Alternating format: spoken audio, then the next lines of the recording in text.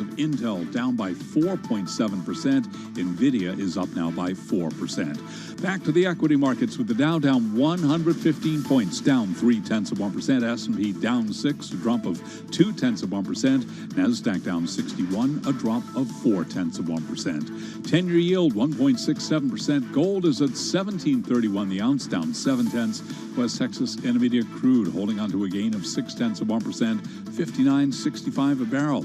Recapping stocks lower with the S&P down 7, down 0.2%. I'm Charlie Pellet. Dan Carroll Master. This is a Bloomberg Business Flash. That's how we do it. Charlie Pellet, thank you so much. All right, let's set the market drivers report. And let's also get the Bloomberg Business Week agenda on this Monday. Joining us, Kathleen Hayes, Global Economics and Policy Editor at Bloomberg News, with us right here in our Interactive Broker studio. Dave Wilson, Stocks Editor at Bloomberg News, on the remote access from New Jersey. TikTok, I feel like we are counting down to bank earnings. We're watching that, but we're also constantly, Kathleen, and I want to bring you in, constantly keeping an eye on inflation. We certainly are, because we know that for the Federal Reserve, it has two things it has to see to even thinking about raising rates, taking away any of this extraordinary stimulus, and inflation is one of those two. So speaking to Jim Bullard today, President of St. Louis Fed, he's been there since 2008. He has really been one of the leading thought thinkers, in my view, at the Fed. And there were so many things I was eager to speak to him about. But one of the things I want every Fed person to define for us is you're not going to do anything until you've got the pandemic's under control, as Jim Bullard said today, until we're through the pandemic tunnel. So, Jim, I asked him, what's the pandemic tunnel? And he actually gave me some specifics. When you start to get 75 or 80% of the people vaccinated, and the CDC starts giving more hopeful messages that we're getting a better under control and starts relaxing some of their guidelines, he thinks the whole economy will gain confidence. So I think besides watching inflation, that's one of the things we have to watch. But I'm sure Dave will agree. CPI tomorrow, a big deal. All right, and then you do actually have some sound from him speaking about inflation. Let's listen to Mr. Bullard. I think there will be more inflation in 2021 than what we've seen in recent years, and I'd like some of that to flow through to inflation expectations so that inflation expectations become better centered at 2%. We've missed our inflation target to the low side most of the time since 2012. So we want to recenter inflation expectations at 2%. This is an ideal time to do that. Well, I asked him, it's interesting, Carol, because over the past decade, the Fed has only occasionally gotten to that 2% target. But the problem is now the numbers are going to be very distorted this whole year practically, right? Because of the last year prices fell a lot, so year over year comparison is going to look super strong. Right. Why not look at monthly numbers? I asked him that. Well, we will, but they're very noisy. So you kind of wonder, and I think Bill Dudley, former New York Fed Bank president, has told us on TV and radio that the risk is the Fed waits too long to acknowledge when things really are picking up. And when you have record stimulus on top of extraordinary monetary stimulus, right. Do you think maybe that could be a game changer, folks? Yeah, listen, and it's the possibility. It's not like you flip a switch, inflation up, or flip it down and inflation down. Hey, Dave Wilson, come on this. So this is our backdrop. We had Jay Powell on 60 Minutes. I know all of us watched that. Equity trade, Charlie working through the numbers. We're back off our highs here, and we're down across the board, it looks like. Yeah, not a whole lot of direction. No. And you're right, the bank earnings in a couple of days, they certainly loom large. JP Morgan, Goldman Sachs, Wells Fargo all due out Wednesday. And when you think about inflation, it really becomes an issue in terms of companies' ability to maintain their profitability. Because if their costs are going up, then the question is, are they going to be able to pass along those increases to customers, or are they going to have to take the hit? That's going to be an issue to watch, especially as we get through first quarter results and companies talk about the prospects. To what extent are higher prices a concern for them? Do they think they're in a position to be able to deal with that? Those are going to be key questions as we get all these company results in the next several weeks. Listen, let's talk a little bit deeper, Dave. Big banks, it's a big deal this week, and JP Morgan kicks it off with a few others starting Wednesday, but then they'll continue through the end of the week. That could tell us a lot about visibility, outlook, market environment. Oh, no question. By the time you get through the end of the week, you'll basically have the big six. I already mentioned JP Morgan, Goldman, and Wells Fargo Wednesday. You get Bank of America and Citigroup Thursday, and Morgan Stanley on Friday. plus a couple of other pretty substantial financial companies too. BlackRock and Charles Schwab due Thursday. So you really are going to have perhaps a better handle, not just on the financial industry, but also on the broader economy. I mean, that's one of the takeaways from Jamie Dimon's letter last week to J.P. Morgan shareholders is how's he seeing the economy. Right. And there will no doubt be more of that kind of commentary as we get through the results. Yeah, that's what I'm always looking for is outlook. What do the CEOs have to say? Having said that, Kathleen, we did hear from Jay Powell. The 60 Minutes interview did air on Sunday, but they taped it on Wednesday, which was before, I think, some comments he made. I forget where he was speaking last week, but there was, I think, the day after. Anyway, was there anything Jay Powell didn't answer for you? Well, I think that... or Jim Bullard. Well, Jim Bullard, I'll tell you, let's start there because I want to know, okay, I know you don't know if you're going to taper, and you're probably going to taper for a long time, but what are you watching? Right. Nobody will answer that question, Carol. Jim Bullard, who was very outspoken, said he did not want to initiate this talk ahead of he's going to let the Fed chair do that. Mary Daly, president of the San Francisco Fed, told me the same thing last Thursday evening when I talked to her. Seems to me they're not going to one-up him, right? But I know, but can't you just say, yeah, okay, someday, here's how, first we'll look at this, then we'll look at that, regardless. It's like, honey, you'll get your allowance when you clean your room and take out the garbage. But they won't even do They're that, not giving you those It's metrics. like we're not going to talk about the allowance until Mom says we're ready to give it, right? But quickly on Jay Powell, Carol, the fact that he said the outlook has improved substantially. We are ready for the jobs, the GDP to grow much more quickly. He's acknowledging we're going to have some really strong growth. He was asked about inflation too, and they want to get it up 2%, et cetera. But this is the big challenge, I think. The Fed has changed its mode of when we see things moving, we'll do something to, oh no, we're going to wait. That's a risk. That's a risk. I think that's what they're going to have to see how that this new framework really works out in practice. Great stuff, and everybody should check out Kathleen's interviews with all of these Fed speakers that she's been doing over the last week or so. Kathleen Hayes, thank you. Global Economics and Policy Editor. Dave Wilson's going to be back a little bit later on. Let's do the Bloomberg Business Week Bite of the Day, one number that tells us a lot. Brought to you by GEP. GEP helps businesses transform supply chains with strategy, managed services, and AI-based cloud-native software. Learn more at GEP.com. The Bite, $1.5 billion.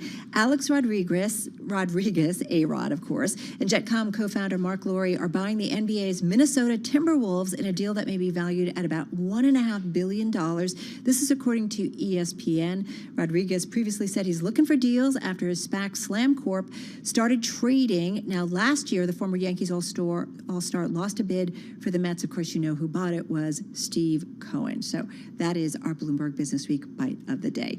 Let's get a check on world and national news. For that, we turn things over to Nancy Lyons. She's in our D.C. bureau. Hey, Nance. Hey, Carol. President Biden is pushing his infrastructure and jobs plan with lawmakers today, hoping to find some bipartisanship on the issue. White House Press Secretary Jen Psaki is refuting Biden's critics who say today's meeting is just for show. You don't use the President of the United States' time multiple times over, including 2 infrastructure meetings, bipartisan infrastructure meetings he's already had, or the meeting today, if he did not want to authentically hear from the members attending about their ideas about how to move forward this package in a bipartisan manner. On another topic, Psaki says the White House is extremely saddened by the fatal police shooting of 20-year-old Dante Wright near Minneapolis. She called it a reminder of the pain that communities face after these incidents. Well, today, the police chief in Brooklyn Center, Minnesota, where that shooting happened, told reporters it looks as if the officer who fired on Wright thought she was firing her taser. This appears to me, from what I've viewed and the officer's reaction and distress immediately after, that this was an accidental discharge that resulted in a tragic death of Mr. Wright. Chief Tom Gannon commented on the shocked face on the officer following the shooting. Wright drove away after being shot, but crashed a short time later and was declared dead on the scene. The officer is on administrative leave. The judge overseeing the trial of a former Minneapolis police officer charged in George Floyd's death is declining to sequester the jury due to the latest shooting. The request came from the attorney for former officer Derek Chauvin. He argued Monday that the jurors could be influenced by the prospect of what might happen as a result of the verdict. Global news 24 hours a day on air and on Bloomberg Quick Take, powered by more than 2,700 journalists and analysts in more than 120 countries. I'm Nancy Lyons. This is Bloomberg. All right, Finance, thank you so much. Do want to mention a headline crossing the Bloomberg. NVIDIA sees first quarter total revenue tracking above $5.3 billion. The estimate out there is for $5.32 billion.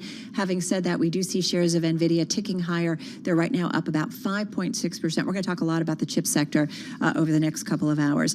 Joining me right now, though, is Bloomberg News' Charlie Pellet. And Charlie, there's a couple of stories on the Bloomberg specifically about what's going on with COVID and the vaccine. But one story that really caught my attention was New York City opening a dedicated vaccine site for TV, film, and theater workers. Listen, this is an area in the New York City economy that has just been shut down, slowly starting to reopen. But, I mean, Broadway, still dark. Yeah, what about people in radio? Chopped liver or what? TV, film? Have you not been working here? Listen, I'm going to head down there and get my third shot already. But yes. No. Two per person. Okay, exactly. But yes, the bottom line here is that we've got our mayor here in New York, Bill de Blasio, saying, quote, arts and culture critical to New York City's comeback. De Blasio says the city has surpassed 5 million vaccine doses administered and is now doling out over 500,000 doses a week in its quest to get 5 million of the city's 8 million residents fully vaccinated by June. So welcome news, yes, because Broadway, that's one of the reasons you live in New York is to be able to take part in Broadway shows, to be able to go see Broadway shows, off-Broadway shows. So it's important to get these people back to work. It's, I talk about things that break my heart through this whole pandemic, and that's one of them. You walk through Times Square, or you drive through it, and it's just quiet. It's just such a different feel. While TV, and we should point out, TV and movie shoots, they have already resumed. We're seeing some of the movie trucks around the city. Broadway isn't set to reopen until September, and employment in arts, entertainment, and recreation fell 66% last year from the year before. That's the largest decline among the city's economic sectors. So it's really been tough going, Charlie. All right. Greatest show on Broadway, by the way. They're going to be doing 1,500 shots a day. Absolutely amazing. Can't wait for the curtain to rise on that site. Me too. All right, Charlie Pellet, thank you so much. Really appreciate it. You're listening to Bloomberg Business Week. I'm Carol Masser, and this is Bloomberg Radio.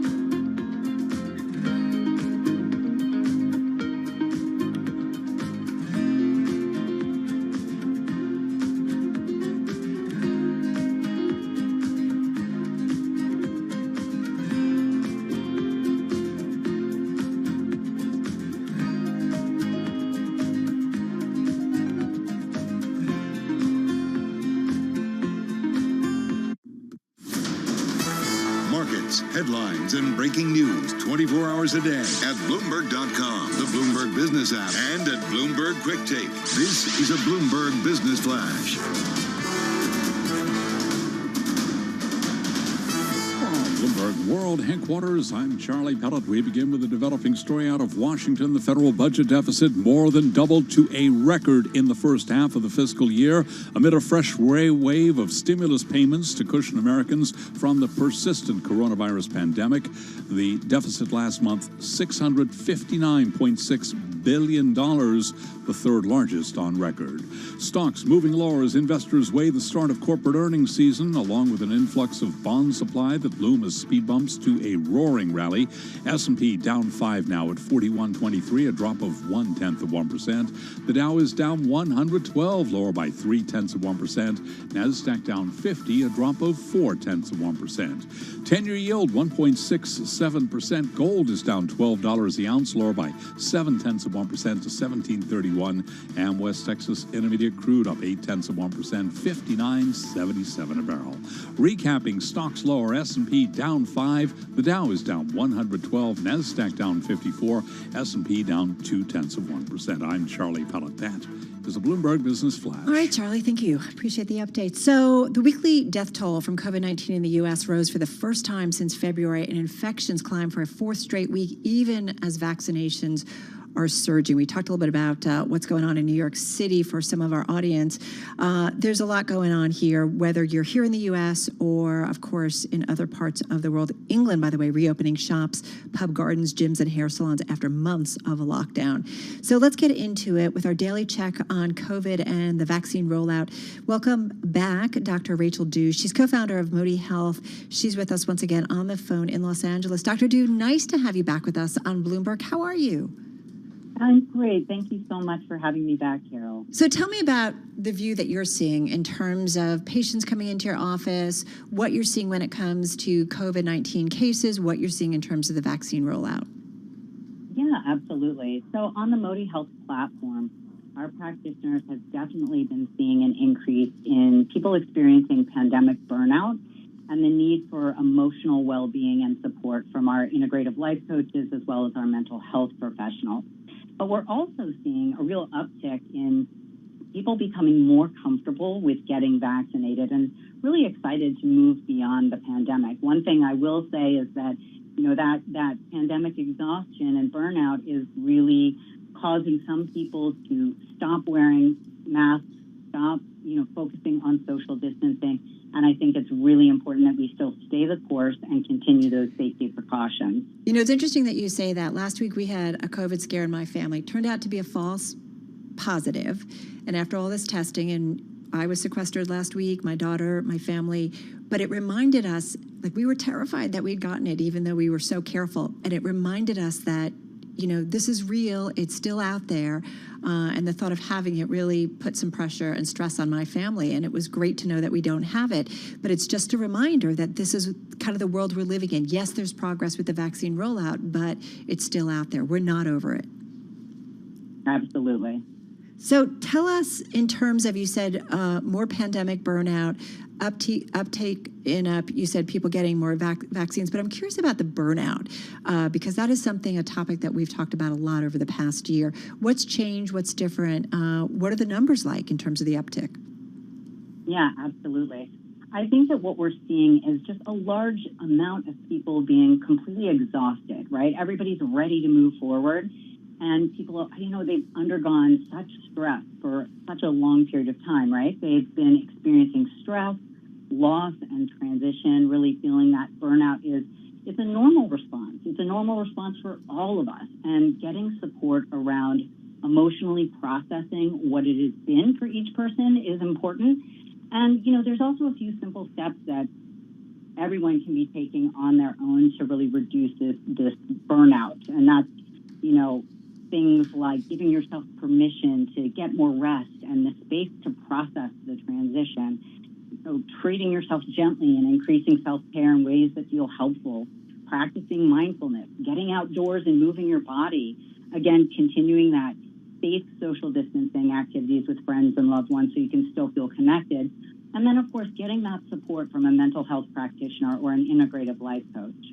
You know, it's interesting, too, over the last week or so, we've talked about a couple of companies, Royal Bank of Canada and Toronto Dominion Bank, giving employees an extra paid day off this year, and it's specifically to avoid burnout.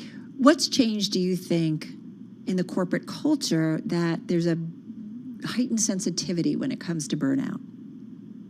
Absolutely. I think that pre-pandemic, you know, at Modi Health, we do a lot in the corporate wellness space. And so pre-pandemic, we were seeing a lot of companies were wanting to increase productivity and address wellness and well-being so that there could be a higher level of productivity. But during the pandemic, corporations, companies, organizations, institutions have been actually seeing overperformance and burnout happening from people working from home and really overworking and not having much work-life balance.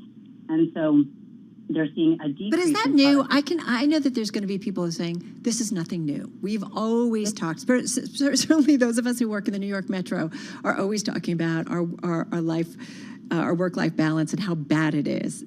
What's different? I think the pandemic has really shed a light on the importance of work-life balance, and I think that's been one of the positives to come out of the pandemic. Is a real reevaluation of what wellness and well-being and health looks like, mentally, physically, emotionally, spiritually, really that whole person, whole life approach. Well, and what would be your advice to someone who's listening, who's thinking about this, and maybe they haven't reached out to somebody? How do they know if they've really got kind of a burnout problem? And just got about 40 seconds, then we'll come back and talk some more. Yeah, absolutely. If you're feeling exhausted, if you're, seeing a decrease in quality of sleep and a decrease in your emotional well-being, you're probably experiencing some burnout or some fatigue from the pandemic, and really addressing it now is incredibly important to get the help you need. All right, sit tight for a second. We're going to come back, continue with Dr. Rachel Dew, co-founder of Modi Health, joining us from the West Coast. In the meantime, just a quick check on the markets. You've got the S&P 500 just down about 6.5 points. The Dow Jones Industrial Average, it's kind of hovering just off its lows, down 120 points. And the NASDAQ is down about 0.4%, down about 59 points. We'll continue with Dr. Dew. We're going to talk a little bit more about the variants. We touched upon that last week, but I do feel like that's one of the newer topics when it comes to dealing with COVID-19. So we'll get into that, as well as some of the long haul effects and what she's seeing specifically in her practice when it comes to COVID-19 cases. We've been hearing that they're younger, so we'll talk a little bit more about that. You're listening to Bloomberg Business Week. It is Monday. I'm Carol Masser in our Interactive Broker studio. This is Bloomberg.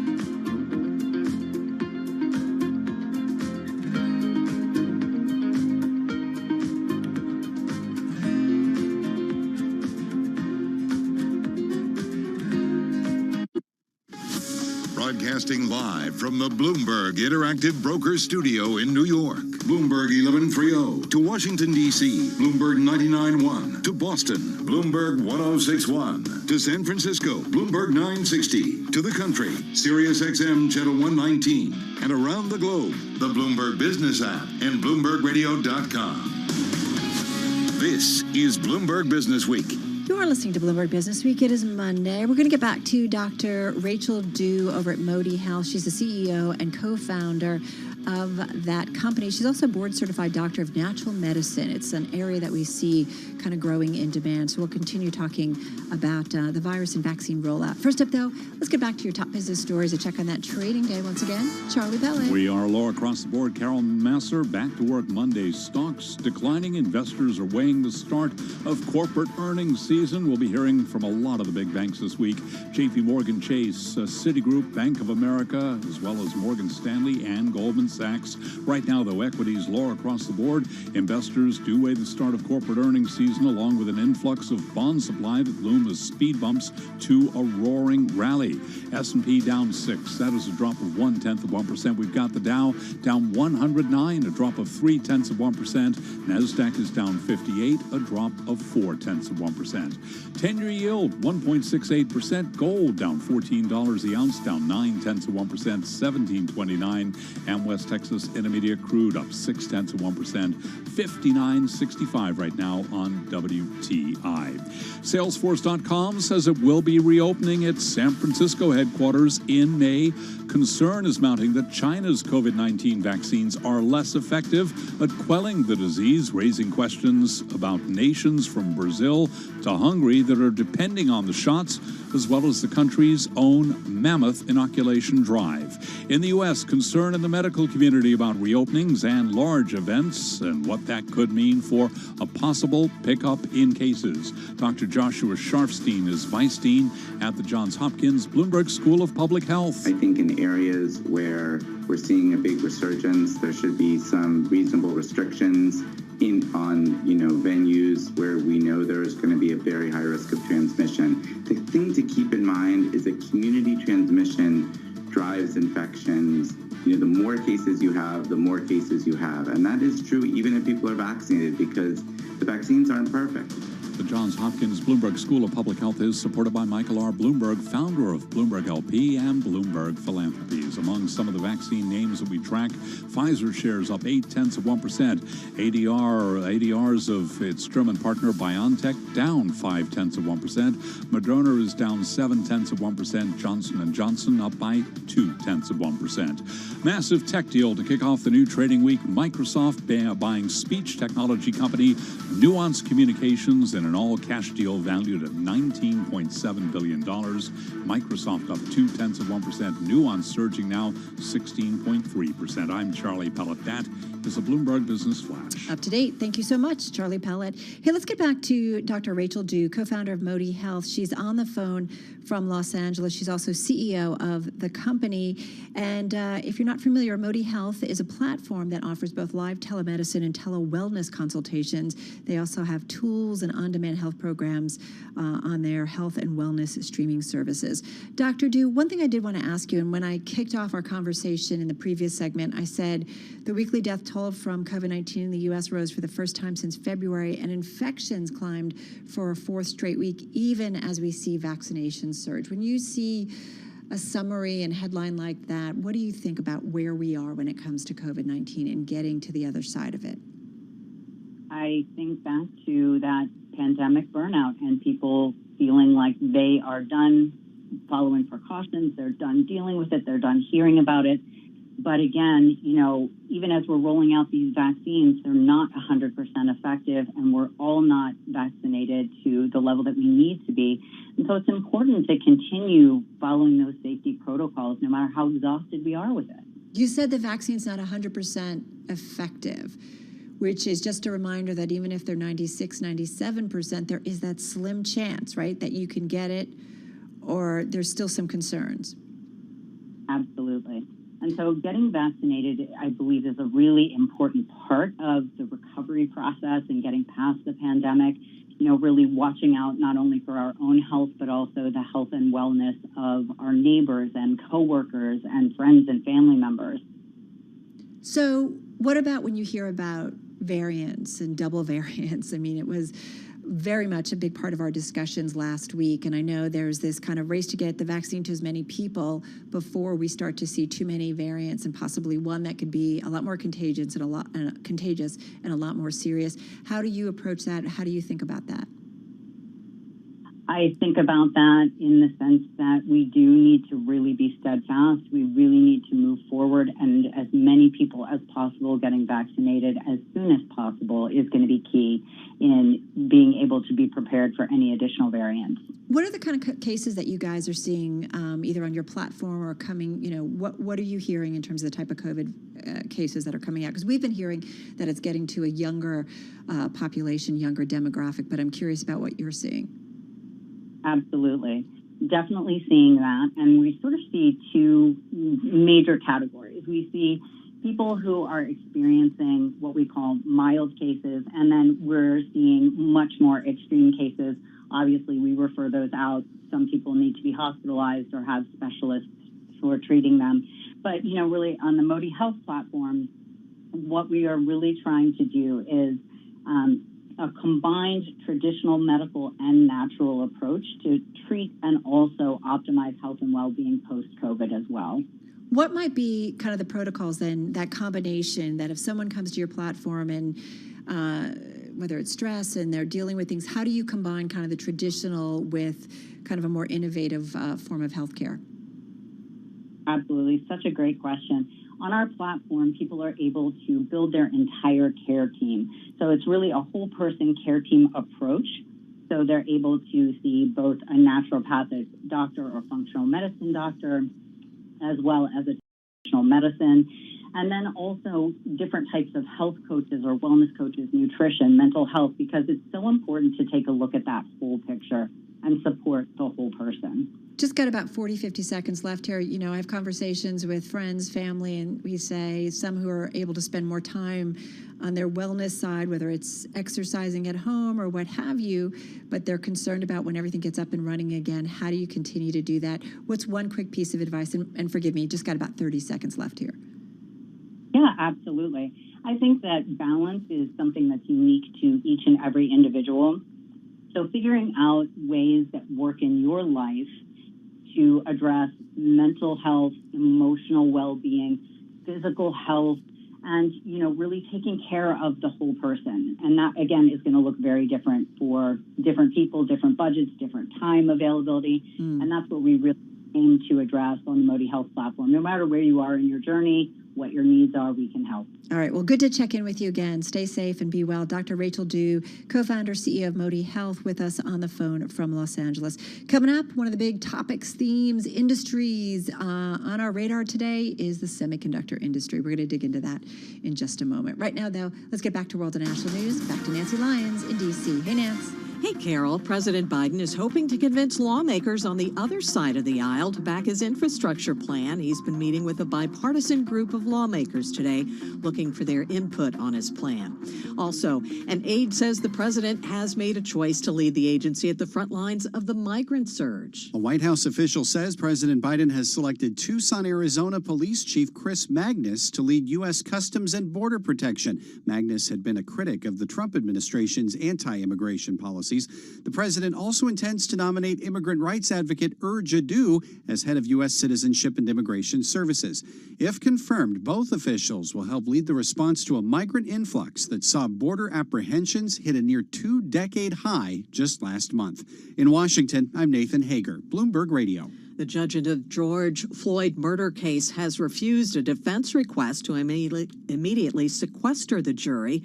Defense attorneys made that request after yesterday's killing of a black man during a traffic stop just outside Minneapolis. Today, the police chief in that community said the officer involved apparently thought she was firing a taser, not her gun. Meanwhile, prosecutors in the George Floyd trial are wrapping up their case. Today, they questioned a cardiologist about Floyd's cause of death. After reviewing all of the facts and evidence of the case, I can state with a high degree of medical certainty that George Floyd did not die from a primary cardiac event. and he did not die from a drug overdose. Dr. Jonathan Rich says Floyd died from lack of oxygen caused by being held in the prone position. Global news 24 hours a day on air and on Bloomberg Quick Take, powered by more than 2,700 journalists and analysts in more than 120 countries. All right, Nance, thank you so much. Let's see. I'm looking down this list. Don't see my name. Sorry, Charlie, don't see yours. Just below 100 billion for me. Oh, that's why. Exactly. I love this story. It's about the elite $100 billion club, and apparently we've got a few new members to it. Indeed. Google co-founders Larry Page, Sergey Brin joining that exclusive club last week, entering a group that is dominated by American tech entrepreneurs. And to put the $100 billion club in perspective, a net worth of $100 billion, Sergey and Larry checking in at 100.2 and 100.36 respectively. But at the very top, worth mentioning, number one, number two, and number three. Here we go. Jeff Bezos at 196.6 billion, Elon Musk at 174, Bill Gates at $144.6 billion. Staggering numbers all the way around, but the key focus here is the fact that Sergey Brin, Larry Page getting into the $100 billion club. It's been a good year for some people, not for a lot of Americans, but a good year for some big tech CEOs. In 2017, Amazon's Jeff Bezos was the first to hit the $100 billion milestone since Microsoft's co-founder Bill Gates hit it back in 1999. Gates' wealth then slumped during the dot-com bubble bust, and then he regained the title of centibillionaire only in 2019. So it's just interesting how they are back and forth, but most of them are from the United States, or at least U.S.-based, Charlie. Indeed, and also, too, just to add, though, in terms of who's also getting rich, if you think about pension funds, if you think about individuals who may own Alphabet shares, Alphabet this year is up by 28.3%. Yeah, and listen, a little perspective, because these are all these kind of cool hotshots in the tech world. Warren Buffett briefly reached the $100 billion mark in March before hitting again last week, while Bernard Arnault of France's luxury group, LVMH, has been part of the elite group on and off since 2019. Charlie, how do we get there? Well, what we do is we enjoy life, and perhaps we make smart investment decisions and work a little harder, work a little longer. You get a little luckier. All right, I'll take those words of advice. Charlie Pellet, thank you.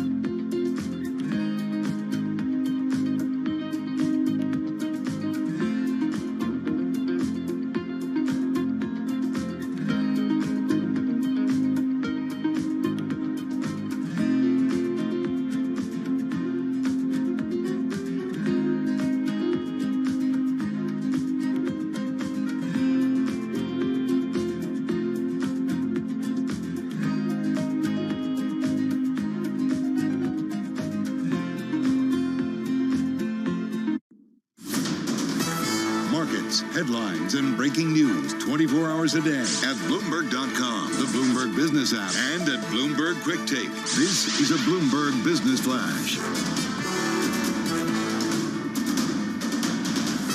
From Bloomberg World Headquarters, I'm Charlie Pellet. After last week's records, a Monday sell-off with the Dow, the S&P, and NASDAQ all declining. Technology shares turn lower after NVIDIA said it's offering the company's first server microprocessors, extending a push into Intel's most lucrative market.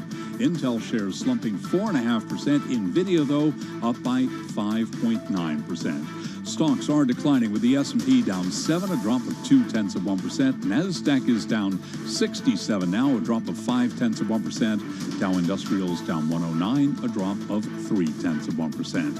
10-year yield 1.67%. We've got gold down $14 the ounce at $17.29, a drop of 0.8%. West Texas Intermediate crude up 0.4%, $59.56 a barrel. Recapping equities lower, S&P down 7, a drop right now of 0.2%. I'm Charlie Pellet. That is a Bloomberg Business Flash. All right, Charlie, thanks. Well, certainly one of the big stories of the day is the chip meeting at the White House today. We've already heard from the President Biden saying the U.S. needs to address chip shortages. Meantime, the Intel CEO said the White House will work with Congress to get funds and specifically are seeing support for chip production, specifically in the United States. Keep in mind the CEOs of Ford, GM, Intel, and Google were all at the White House today for that summit. With that in mind, in the current issue of the magazine, Bloomberg's Ian King and Tom Giles dig into Intel's new Hail Mary when it comes to the semiconductor industry and specifically for their company. Tom is Bloomberg Technology Executive Editor, joining us from San Francisco. Also joining us, Bloomberg Business Week Editor Joel Weber on the Access Line in Brooklyn. And Joel, if you think about the semiconductor industry, the global semi industry, you gotta include Intel in any discussion. Yeah, it's really, Intel has just been a powerhouse in this industry for decades. So they kind of go hand in hand. But what Tom and Ian really dug into with this story has been sort of the slow decline, especially over the last decade, as Intel has gone from sort of this vaunted symbol of American technology and manufacturing and management, and actually have watched it sort of slowly fade and kind of enter this existential moment, and that's really where the story came into being. And we've had so much attention on chips in general. We have to kind of talk about the American elephant in that room, which is Intel. Tom, $20 billion they've laid out as sort of their path to the future. How much hope do you put in that number? Well, look, Intel has the money, and they still throw off a lot of cash from their existing business. So I have no doubt that they're going to throw a lot of money at this problem. The challenge for them is that they have slipped in production of the most advanced chips. And just how quickly can you can throw a lot of money at the problem, but how quickly can you get these new fabs, these new chip production plants up and running? And how quickly can you fix the technology that they've fallen behind on? Making these chips smaller and smaller every cycle becomes harder and harder and harder to do at the scale that Intel needs to do it. Remember, they're the main supplier to the servers and the computers around the world.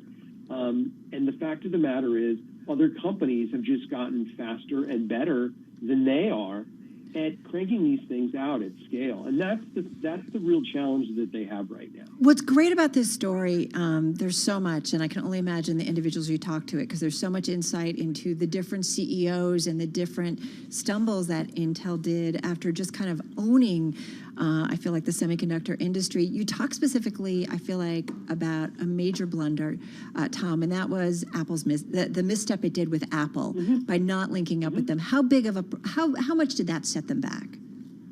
Yeah, so when it comes to mobile chips, that is an area where Intel just tried and tried again many times to get a toehold in that market.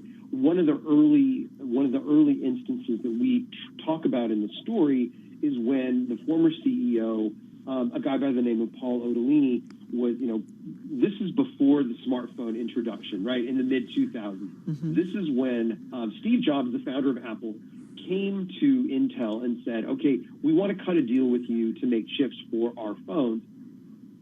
And Paul Otellini just balked at it. He said he wasn't pleased with the terms of that.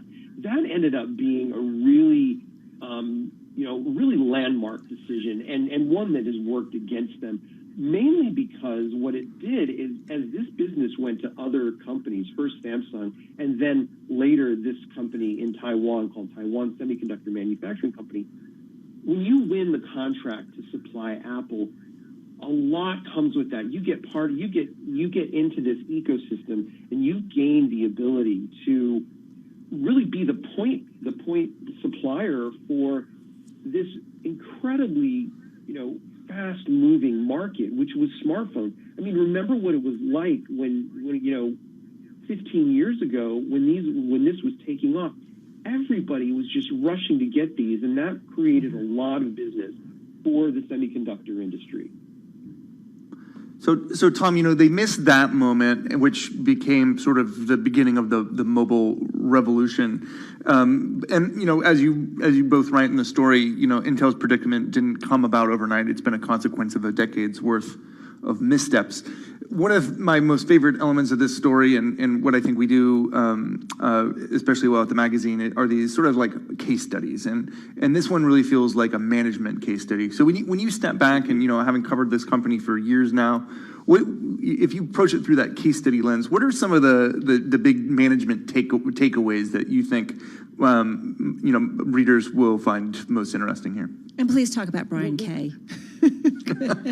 Sure. Well, before we talk about Brian Krzanich, you have to go back to Andy Grove. He was one of the original founders of Intel and one of its longest-lasting CEOs, and he was legendary. Specifically for he was very demanding. He was very disciplined, and he ran Intel.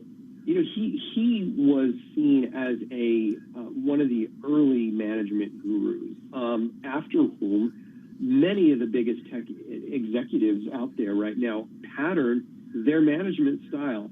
The thing that was interesting, he could be very demanding, but he also insisted on listening to people tell him about what was wrong with the company. He called them the Cassandras, right? These are the people who otherwise wouldn't get listened to, and they were the ones who were, on the front lines of talking to customers, for example. They would come and say, hey, this is what's wrong with the company. This is what's wrong with what's happening. Later in Intel's life, a CEO rose to the top, Brian Krzanich. He hadn't been steeped in as closely in Andy Grove's philosophy of the world, Andy Grove's view of how to manage a company. He had a lot of faith in Intel's capabilities, some of which was well-founded. I mean, Intel was an incredibly capable company. But what started to happen is people came into his orbit who started to tell him, we're seeing problems in our ability to keep producing these really advanced chips. Basically our factories are not up to the task. Right. And he was very dismissive of that and failed to listen to the Cassandras. So a takeaway here is find people in an organization who will be honest with you about what the company is doing well and what it's doing poorly. And when they come to you with bad news, don't be dismissive of it. Listen to them and find out, is there reason for this? It is an incredible read-through, and I highly recommend it, and I'll retweet it out on Twitter. But so much interesting and in-depth information about what went on at Intel to kind of get it to where it is today. Guys, thank you so much. Tom Giles, Bloomberg Technology Executive Editor. Joe Weber, Editor of Bloomberg Business Week. For those of you listening in New York, D.C., and San Francisco, we're going to continue. If you're listening on Bloomberg 106.1 in Boston, Bay State Business is coming up next. This is Bloomberg Radio.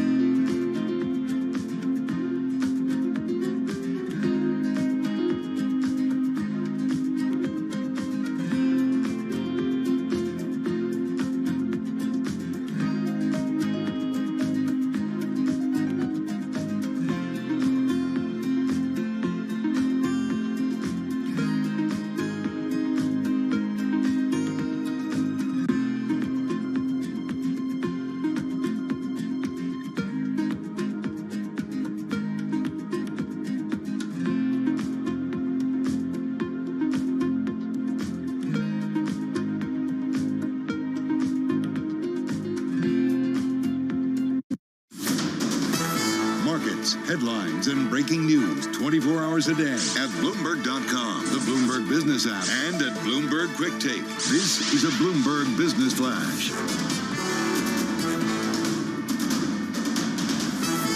Bloomberg World Headquarters, I'm Charlie Pellet. We move into the final hour of trading. Stocks pushing lower. Investors weigh the start of corporate earnings and an influx of bond supply that loom as speed bumps to a roaring rally. As for the market backdrop and what that means to balancing your portfolio, Leslie Falconio is head of U.S. fixed income asset allocation at UBS Financial Services. A lot is priced in the marketplace in terms of this, what we call these great expectations, right? A lot is priced in terms of what the market is expecting going forward in terms of growth and inflation. So I think one of the biggest things is to always, and because of that, it is important to remain diversified. You might just have to alter that 60-40 balance a bit. The S&P 500 index down 8 now, a drop of 0.2%. The Dow down 108, down 0.3. NASDAQ down 76, a drop of 0.6%. 10-year yield 1.67%. Gold is down $13 the ounce, down 0.8%. Crude up 0.4%, 59.58 a barrel. They're having trouble minding the gap in Washington, talking about the federal budget gap. And with more on that story, here's Bloomberg's Vinny Del Giudice. The budget deficit more than doubled to a record $1.7 trillion in the first half of the fiscal year. The Treasury is flooding the country with a new wave of emergency payments.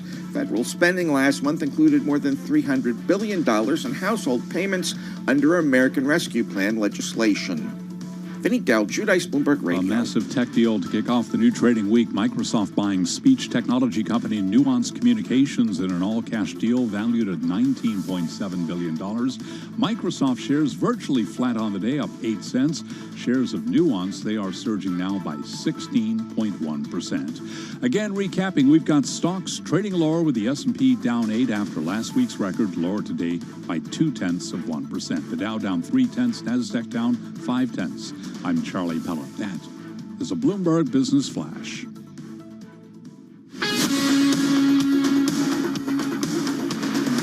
This is Bloomberg Business Week with Carol Masser and Bloomberg Quick Takes Tim Stenovic on Bloomberg Radio. You are listening to Bloomberg Business Week. I'm Carol Masser. My co-host Tim Stenovic is out today. Well, one of the things, though, that has definitely been on my radar is just watching all of the back and forth between the U.S. and China and the relationship. The ascent of China specifically, though, not a new concept, and yet the approach taken by China has provided a lot of fodder for discussion. In his latest column, Bloomberg New Economy editorial director Andy Brown notes that the summer and winter games in Beijing bookend a period of history when it comes to China's approach to the rest of the world. We love this. We talked about this in his column a lot on our planning call this morning. Andy joins us on the phone in New York City. Andy, so talk to us about this, because the idea that Beijing is going to be hosting both games, I mean, there's a lot going on here in terms of what we can feel, you know, kind of Beijing's approaches to the world at large. It's not just about the Olympic Games. It's not just about the Olympics. The Olympics obviously are massively political. It's worth noting, though, that you know, Beijing is going to be the first city in the world to host both the Summer Olympics, which it did in 2008, I was there at the time, and the Winter Olympics, which are coming up in February next year. It's also worth noting that they're going to repurpose quite a few of the buildings, these iconic structures that were built for 2008, like the Water Cube, which was this amazing sort of box covered in bubble wrap that was the host of the swimming and the diving competition. That's now going to be, so the Water Cube is now going to be the Ice Cube. And the Bird's Nest, which was wrapped up in the sort of all these, you know, this intricate steel lattice looking like twigs. That's now going to be, you know, repurposed as the venue for the opening and closing ceremonies of the Winter Olympics.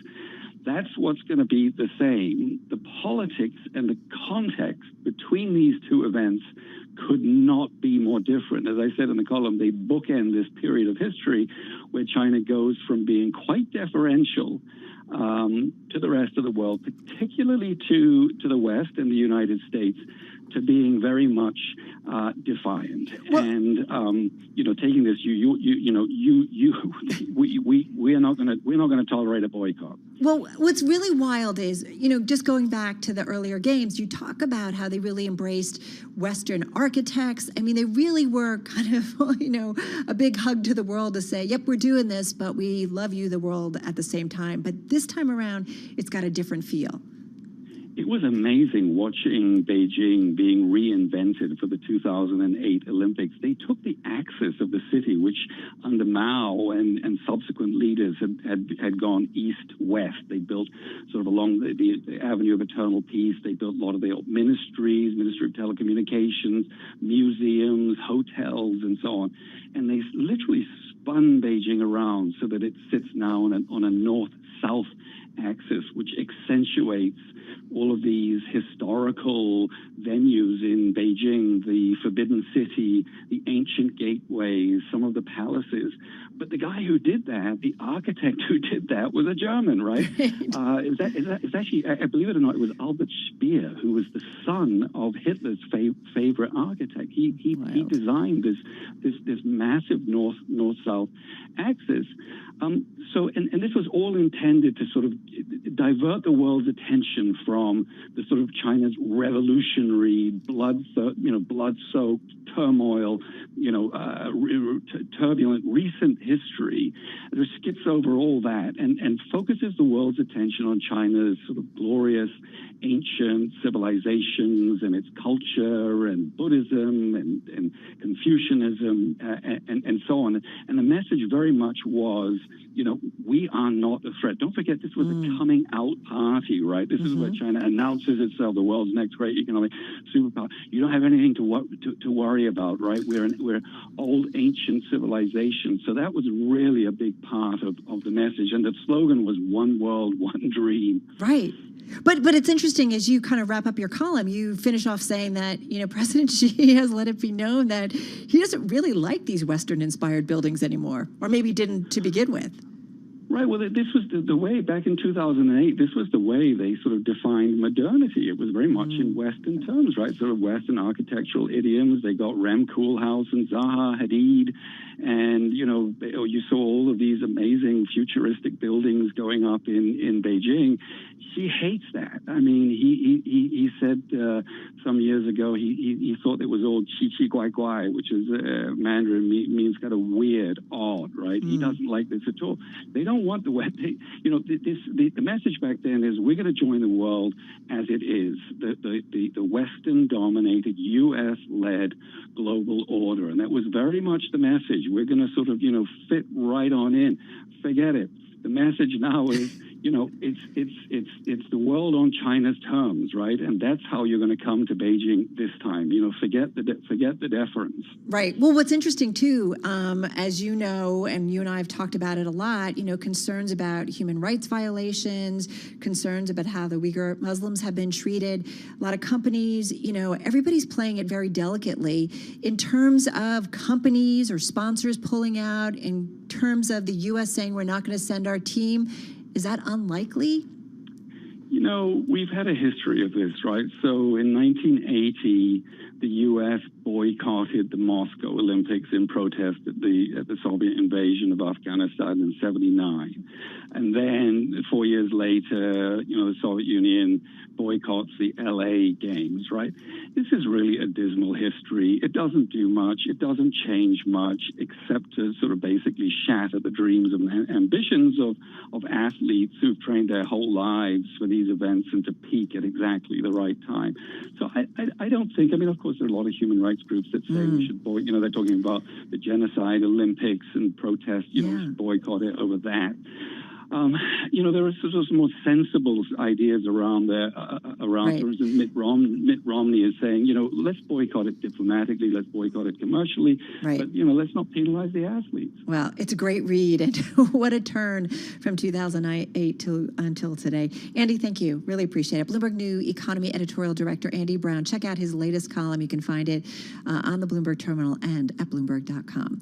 Right now, let's get an update on world and national news. Nancy Lyons, take it away. Thanks, Carol. Emotional testimony today from the younger brother of George Floyd. Philonise Floyd took the stand in the trial of ex-Minneapolis officer Derek Chauvin, charged in Floyd's death. He just was like a person that everybody loved around the community. He just knew how to make people feel better. Floyd was called to try and humanize his brother. Earlier today, a cardiologist testified that he had ruled out a heart attack or drug overdose as the cause of his death. Unrest broke out overnight in Brooklyn Center, Minnesota, not far from where George Floyd died after a fatal shooting of a black man by a police officer. Police Chief Tim Gannon says he believes an accidental discharge of one of his officer's guns caused the death of 20-year-old Dante Wright during a traffic stop yesterday that was caught on body camera. As I watched the video and listened to the officer's commands, it is my belief that the officer had the intention to deploy their taser, but instead shot Mr. Wright with a single bullet. Gannon says the officer involved has been placed on administrative leave. The Minnesota Twins have postponed tonight's game against the Boston Red Sox, citing safety concerns in the wake of yesterday's shooting. President Biden spoke about it just a short time ago. We've spoken to the governor, the mayor, spoken to the authorities there, and I haven't called Dante Wright's family, but our prayers are with their family. It's really a tragic thing. Biden is meeting this afternoon with a bipartisan group of lawmakers to pitch his infrastructure plan. Global news 24 hours a day on air and on Bloomberg Quick Take, powered by more than 2,700 journalists and analysts in more than 120 countries. I'm Nancy Lyons. All right, Nance, thank you so much. You're listening to Bloomberg Business Week. Carol Masser in our Interactive Broker studio. Joining me once again is Charlie Pellet. Charlie, I thought you were looking for a place. Indeed. You kind of missed an opportunity, kiddo. Exactly. And what we're talking about is a Midtown Manhattan penthouse. This is a deal that took 8 years to sell, along with a 74% price cut. Lots going on here. Fantastic building, fantastic apartment, and the guy who owned the apartment, a well-known hedge fund manager. Heard of him, Stephen Cohen. And what's interesting, the building we're talking about is adjacent to it's part of our office building, where there's obviously Bloomberg Studios and Bloomberg offices, but there's also a residential component, a big building. So it's it's kind of right here in our backyard. What's interesting is, Charlie, people talk about inflation. Well, this was a 74% price cut on this apartment. It began in 2013, I guess, when it was first listed for $115 million. The asking price reduced several times since, most recently for $29.5 million. Final sale price won't be known until the deal closes, but talk about being on sale. And if I could whistle on the radio like you do, give me a nice whistle, because I got another factoid about this. I can't do it now. That's not where I was going, but what I wanted to say about this particular apartment: 5 bedrooms, 6 full bathrooms, 24-foot ceilings in the living room, and those windows, they offer views of Central Park. What a nice property. I got to say, we have really incredible offices here at Bloomberg headquarters in New York City, and if you go up to the higher floors and you just look out, it's all glass, and you see Central Park. It is unbelievable views. Yeah. But listen, that luxury market apparently here in Manhattan, it's starting to pick up again. Indeed, and we don't know a whole lot about the potential buyer, but they have found a seller. But who knows? Maybe it's Tom Keene, Jonathan Farrow moving in together up on that 51st Street apartment. Or maybe one Chuck Palais. Oh, there you go. Exactly. Just kidding. Anyway, this is our second most read story on the Bloomberg terminal in the past 8 hours, so I highly recommend everybody check it out. All right, Charlie Pellet or Chuck Palais. Thank you.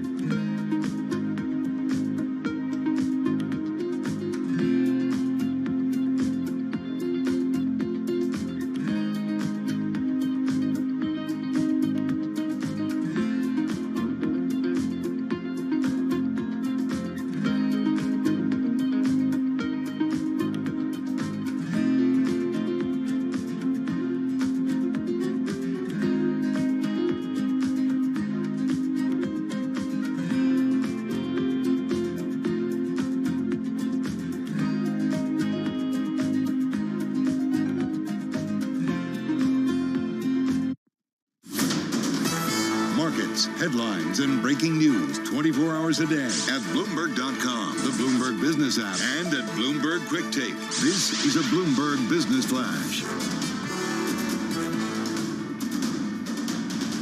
From Bloomberg World Headquarters, I'm Charlie Pellet. Stocks are dropping from records. Intel leading technology shares lower after NVIDIA said it's offering the company's first server microprocessors, extending a push into Intel's most lucrative market. Intel shares down now by 4.5%. NVIDIA shares, though, surging 6.5%. Bottom line here, after 3 winning weeks in a row for the S&P 500 index, stocks are retreating on this back-to-work Monday. Stocks falling from records as investors weigh the start of corporate earnings season. Banks will be front and center this week. J.P. Morgan Chase now lower by 0.3%. Citigroup down less than 0.1%. Bank of America down by 0.1%. S&P down 9, a drop of 0.2%. The Dow tumbling 123, lower by 0.4%. Nasdaq down 75, a drop of 0.5%. Nasdaq 100 index down 0.4%. Russell 2000 down 0.6. Dow Transport's having an up day, higher by 0.2%. 10-year yield 1.67%. Gold down 0.8%, $17.30 the ounce. And West Texas Intermediate crude up 0.5%, $59.61 a barrel.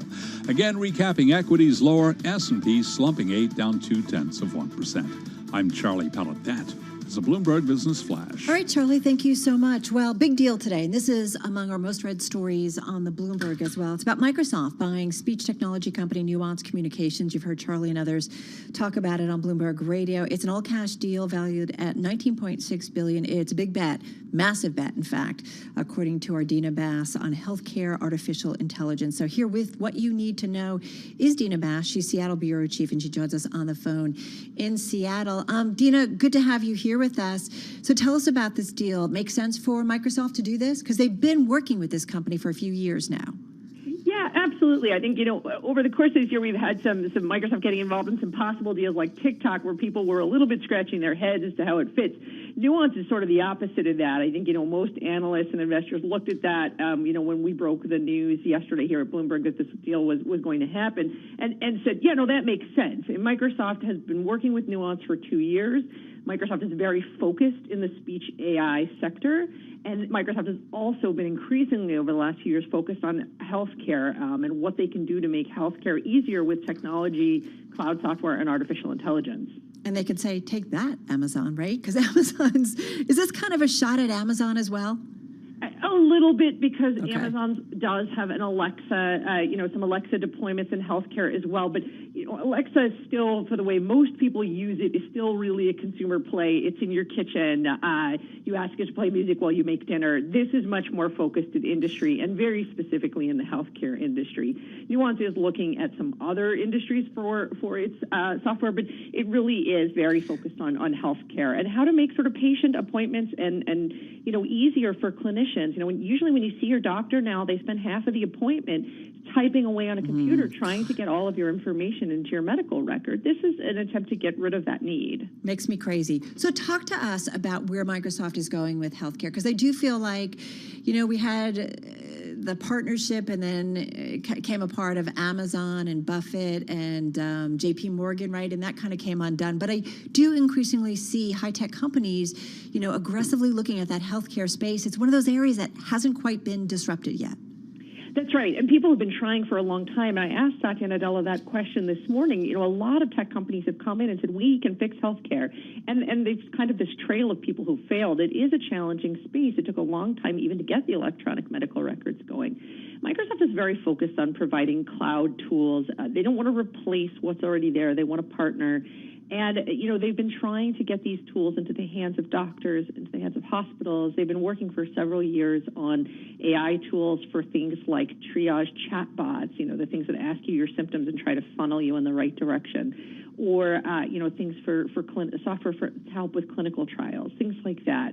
And as I mentioned, this nuance system tries to help caregivers with getting the information that patients give them into electronic medical records more easily through, speech recognition and then synthesizing with your records. But you could imagine a situation in the future that Microsoft and Nuance are very interested in, where the AI searches through your health record for certain words or certain triggers that might indicate what's going on with a patient and makes some suggestions to the doctor or helps the doctor find a better idea for care or things they should be looking at. And so that's a ways out, but that's kind of what, some of what they're thinking in the future as well. Do you, from talking to the analyst community, investors who follow Microsoft, do they think Microsoft moving more aggressively into AI and specifically AI healthcare makes sense?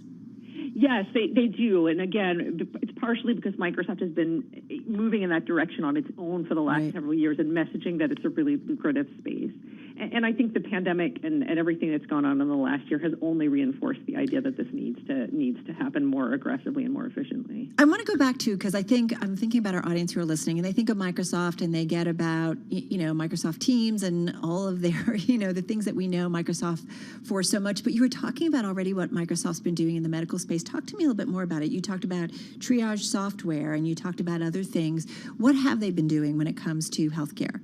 Actually, you mentioned Teams as well. Teams is an important healthcare product for them too. They have a version of Teams that's meant for healthcare teams. So, for example, when you're in the hospital, there's a care team, and often when you walk into a hospital room, you see that the care team exchanges information via whiteboard. Right? It's very low tech, and you have to rely on different members of your care team to talk to each other or keep, whoever's with the patient keeps repeating what's going on with the patient. They're trying to get care teams to communicate more through Microsoft Teams. So that's one thing they've been doing. They released a healthcare cloud product in May, which sort of takes versions of various cloud software programs that Microsoft has and tailors them for healthcare. We talked a little bit before about software for clinical trials. They really do want to be a software provider to all of the major healthcare companies. But, Satya Nadella emphasized to me that they do not want to compete with those healthcare companies. I know there was some noise this morning about whether this deal meant that Microsoft wanted to compete with Epic and Cerner, who are the two big electronic medical records companies. He said to me very firmly, absolutely not. We want to partner with them. Right. If we can assist them, I'm okay with that, right? Right, exactly. Just to make it more efficient. You mentioned it's been difficult, and again, we've seen that in the pandemic, and it's been difficult for Microsoft too. Their record is not spotless here. They helped several states with vaccine rollout platforms and appointment platforms, and some of those went well, as in Oklahoma. Some of those, as in New Jersey, went very poorly indeed. Yeah. Hey, listen, great stuff. This is what I was hoping to bring to our audience. So thank you so much for joining us. Dina Bass, she is Seattle Bureau Chief at Bloomberg News, as she mentioned. Bloomberg breaking that story on Microsoft making that big bet on healthcare AI by buying Nuance. You're listening to Bloomberg Radio. This is Bloomberg.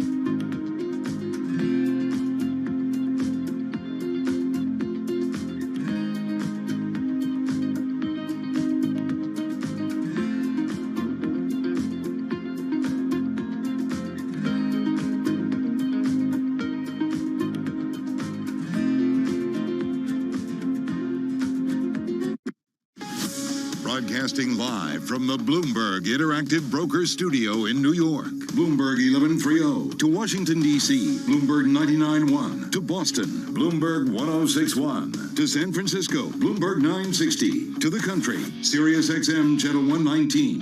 And around the globe, the Bloomberg Business app and BloombergRadio.com. This is Bloomberg Business Week. Yes, indeed, everybody. This is Bloomberg Business Week. I'm Carol Masser. My co-host Tim Stanovic is out today. Coming up, though, Dave Wilson is in, and we're going to talk about the chart of the day. So we'll get to that in just a moment. First up, though, let's check in once again with Charlie Pellet. Charlie, 29 minutes to go. Indeed. I'm looking at a choppy chart for the S&P 500 index, Carol, with the S&P lower now by 6, down 0.2%. Right to the numbers. We'll give you the why in a moment here with the Dow, down 89. That's a drop of 0.3%. Nasdaq down 69, a drop of 0.5%. 10-year yield 1.67%. 10-year right now down 3/30 seconds. Stocks retreating from last week's records as investors weigh the start of corporate earnings season. Intel leading, tech shares lower after NVIDIA said it's offering the company's first server microprocessors, extending a push into Intel's most lucrative market. Shares of Intel, they're down now by 4.2%. NVIDIA, though, up by 6.1%.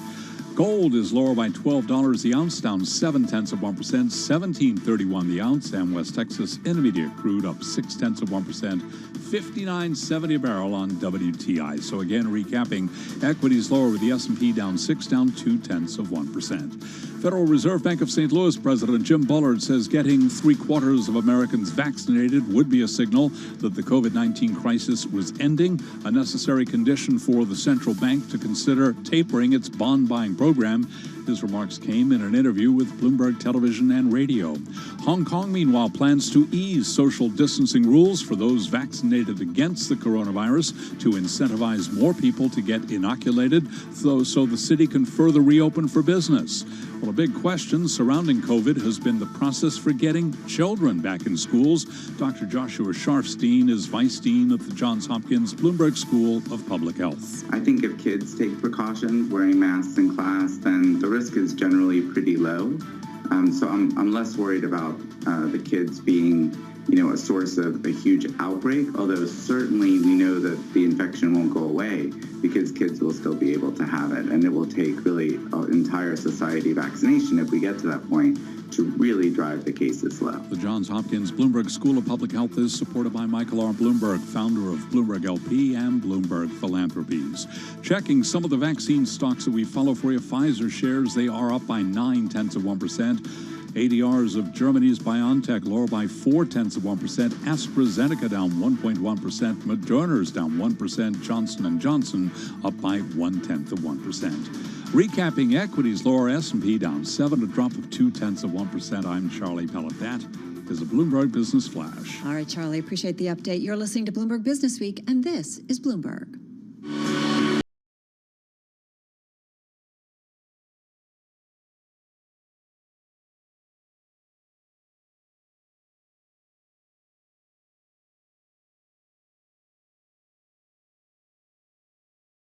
Bowie? No. Definitely a David Bowie. Oh. No question. Okay, good. Now I don't feel like a complete idiot. I was afraid to say anything. I was hoping Tim would be here. I think this would be more in his wheelhouse because it's a more modern band. Is that an age thing? Is that an age comment you just made? I mean, age. Do you know what? I spent the whole weekend listening. Go together, Carol. I mean, there aren't a whole lot of people listening to Arcade Fire at our age. Let's put it that way. I don't know how to take that. I spent the whole weekend listening to Taylor Swift and a lot of other stuff. I'm just gonna say. Did you listen to her new version of her old album? I did. Now she owns it, right? Right. I mean, she's been very clever with what she's doing. I did. Thanks to my daughter. That's it. And if it wasn't for your daughter, you probably would never have heard it. You never so know. It is an age thing. All right. At least on some level. We're moving on from this because you're just hurting me. You're just hurting me, Dave Wilson. Chart of the day. What do you got? NASDAQ, right? Yeah, I mean, ready to start. Looking at the first quarter and trying to figure out what is it telling us about what may happen for stocks the rest of the year. Ryan Dietrich asked himself that question. He's the chief market strategist at LPL Financial. He does a lot of number crunching. And in this case, what he did was he looked at years going back to 1950 when the S&P 500 had what he called a Goldilocks first quarter. So in other words, gains between 5% and 10%. Not too hot, not too cold. Okay, so what happens the rest of the year during those quarters? There were 15 of them before this year, as it turns out, and 13 times the S&P 500 moved higher. And if you look at all 15 as a group, you saw an average gain for the final 9 months of the year of almost 12.5%. So, at least in Dietrich's view, given that track record, there is a pretty good chance that the S&P 500 ends the year even higher than it ended the first quarter. I mean, it's of course, just numbers. Yeah, but Sorry. it's track record. It's history. I mean, people do try and get a sense. I mean, especially given the kinds of gains that we saw in the first quarter. I mean, how likely is it that things keep going? We started out last week with new records on the S&P 500, so it's a move in that direction already. And if you want to know more, folks, send me an email. I'll get you the chart, the explanation that goes with it, and everything I do going forward. The email address is dwilson@bloomberg.net. That's dwilson@bloomberg.net. And forgive me, I said NASDAQ, and I meant the S&P 500 is what you were looking for. I let it slide. I know you did. It's interesting. I mean, listen, I feel like this year is a novel one in that we're going to see, we know the economy, unless something happens terribly with COVID-19, we are going to see the economy, bounce back in a big way. We're going to see some very dramatic numbers in this earnings season and continuing probably for the rest of the year. To me, Dave, that says it's going to, unless there's major disappointments in those earnings estimates, it's got to be supportive of equity markets. Right. You talk about dramatic numbers. Yeah. I mean, the ones that we've compiled from individual forecasts on the S&P 500, you're looking at 24% earnings growth for the first quarter, and then 51% for the second quarter. Now, obviously, that's affected by the extent to which earnings were hit last year by the coronavirus pandemic. Nonetheless, the last few quarters, we've seen companies do a whole lot better relative to analyst estimates than they had in previous periods. So put it all together, there are a lot of pluses going forward. That 24% and 51%, is that year over year or quarter to quarter? That's year over year. Yeah, listen, and no surprise because businesses were closed, and now that, they were closed completely, and now they're reopening in a big way. Can we remind everybody that your stock of the day, we're going to get that, at 4:15 p.m. Wall Street time? On social media, absolutely. Facebook, Twitter, LinkedIn, it'll be on all those sites, as it has been all along. It's just that'll be the place for you to find it. Well, looking forward to it. Can you give us a tease or no? Oh, sure. Here's a clue. Baubles at the mall. Baubles at the mall. Does it have a Buffett angle? No, it's public. Baubles at the mall. All right. Think about it, Carol. I will. Okay. Dave Wilson, as always, thank you. Really appreciate it. Our Bloomberg Stocks columnist and editor, Dave Wilson. Let's get another check on world and national news. Over to Nancy Lyons in D.C. Hey, Nance. Hey, Carol. Prosecutors are wrapping up their case in the trial concerning the death of George Floyd. Philonise Floyd was tearful as he took the stand to talk about his older brother. Earlier today, Dr. Jonathan Rich, a cardiology expert from Northwestern Memorial Hospital in Chicago, echoed experts in saying that Floyd died of low oxygen levels from the way he was held down by police. In this case, Mr. George Floyd died from a cardiopulmonary arrest. It was caused by low oxygen levels, and those low oxygen levels were induced by the prone restraint and positional asphyxiation that he was subjected to. Rich says he does not believe Floyd died of cardiac arrest or a drug overdose. Michigan's governor is calling for a surge of vaccine to deal with a surge of infection in her state and through much of the upper Midwest. Gigi Gronfeld at the Johns Hopkins Bloomberg School of Public Health says it's important for vaccine to get used everywhere that COVID-19 is popping up. It's unclear to me whether the situation in Michigan is just a matter of of cases or whether it's a matter of reporting as well, and that some of the states surrounding there may also have similar rates of infection like Ohio. The U.S. is administering more than 3 million shots a day, but the Centers for Disease Control says about a quarter of the vaccine that's been delivered has gone unused. The Bloomberg School of Public Health is supported by Michael Bloomberg, the founder of Bloomberg LP, the parent company of Bloomberg Radio. Global news 24 hours a day on air and on Bloomberg Quick Take, powered by more than 2,700 journalists and analysts in more than 120 countries. I'm Nancy Lyons. This is Bloomberg. All right, Nance, thank you so much. Carol Masser here in our Interactive Brokers studio. Charlie Pellet here at Bloomberg headquarters in New York City joining me. And listen, the big block trade blow up, we continue to track it. And JP Morgan, Charlie, coming out with some estimates about what that Archegos, I'm saying Archegos because Scott Pelley on 60 Minutes, I think, said it that way. So I'm going with that pronunciation because that's been one of the big debates around here about how you say it. But anyway, I'm saying the downfall of Archegos Capital Management, according to JP Morgan Chase, Charlie, will result in $10 billion of losses to banks. Indeed. JP Morgan's banking analysts had previously given a range of $5 to $10 billion in the days after its collapse. They've settled on the higher number after tallying disclosures from Credit Suisse and Nomura Holdings and estimates of the fund's leverage. So now the number seems to be $10 billion. Yeah, exactly. JP Morgan blaming poor risk management and a lack of discipline given founder Bill Wong's background, and said the issue doesn't pose a systemic risk to the investment banking industry. It's something Jay Powell was asked about on 60 Minutes by Scott Pelley about this. And I think the consensus seems to be, at least at this point, that it really was a one-time event.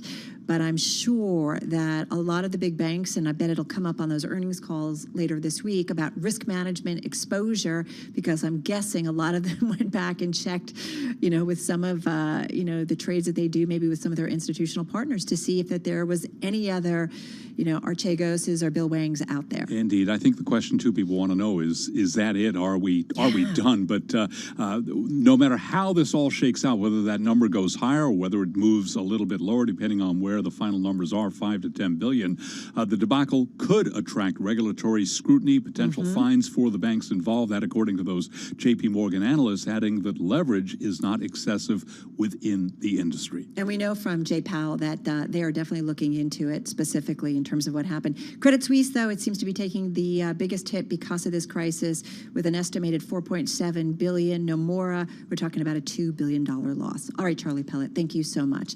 You're listening to Bloomberg Business Week on Bloomberg Radio.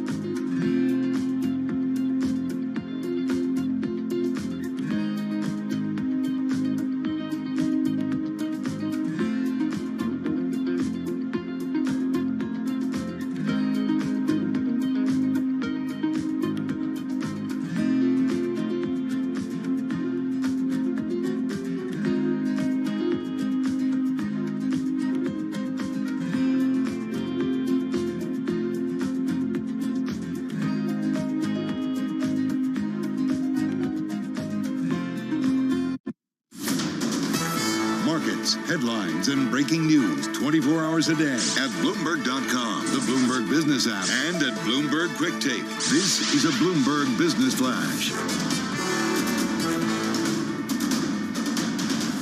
From Bloomberg World Headquarters, I'm Charlie Pellet. Choppy trading day. The S&P back on the plus side with 13 minutes to go ahead of the closing bell. Let's get right over to the First Word breaking news desk for today's afternoon call. Here he is, Bailey Lipschultz. And good afternoon, Charlie. Stocks are broadly trading lower, but are well off of their session lows ahead of the start of earnings season. The Dow's down 45 points, as you said, the S&P just turning back into the green, while the NASDAQ is lower by 40 points. U.S. 10-year yield is at 1.67%, and small caps are little changed. 7 of the 11 main S&P sectors are trading higher, led by gains in consumer discretionary and financials, while communications and energy were the worst performers. NASDAQ biotechs fell 55 points, transports rose 60, semis are lower by 1.2%, while the VIX is higher by 2.3%. Leaders in the Dow Inc., Walgreens, and Honeywell, while Intel, Apple, and Boeing are the worst performers. NVIDIA rallied after unveiling plans to make server processors. Shares rose 6%, while the news dealt a blow to competitor Intel, which is down about 5%. And regarding deals, Microsoft is buying Nuance Communications for $19.6 billion, and Coinbase is expected to go public this week with a valuation of about $100 billion. And wrapping things up, GameStop slumped after a report it is seeking a new CEO.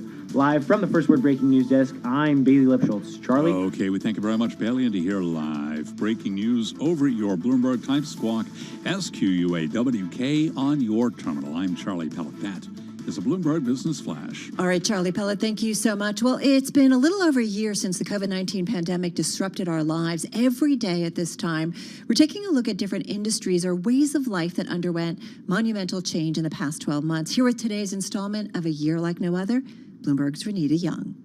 Many small newspapers had been suffering devastating ad revenue declines before the pandemic, but COVID-19 accelerated the industry's move toward becoming online only. We lost almost $2 million worth of advertising between middle of March and the end of August. Fred Rutberg and his partners bought the Berkshire Eagle in Western Massachusetts in 2016. Rutberg now serves as publisher, and the local newspaper traces its roots back to 1789. A PPP loan kept the paper alive for a while, and the Eagle's leaders decided they would not try to cut their way out of the crisis. But one unexpected advantage of COVID-19 is that readership rose, especially on the digital side. It showed me two things. First, that the public wants reliable, important local information, and they're willing to pay for it. And secondly, there's where our future lies. So leadership at the Berkshire Eagle scrapped the daily print version of their newspaper and decided that digital is their future. Just one of many small businesses that accelerated their push online in a year like no other. I'm Renita Young, Bloomberg Radio. I'm driving in my car. I turn on the radio. How about you let me drive? Oh, no. Who's gonna drive you home? Honey, please, I'll do the driving. Drive on. Excuse me, I want to drive. Just drive, baby. It's the question that drives us.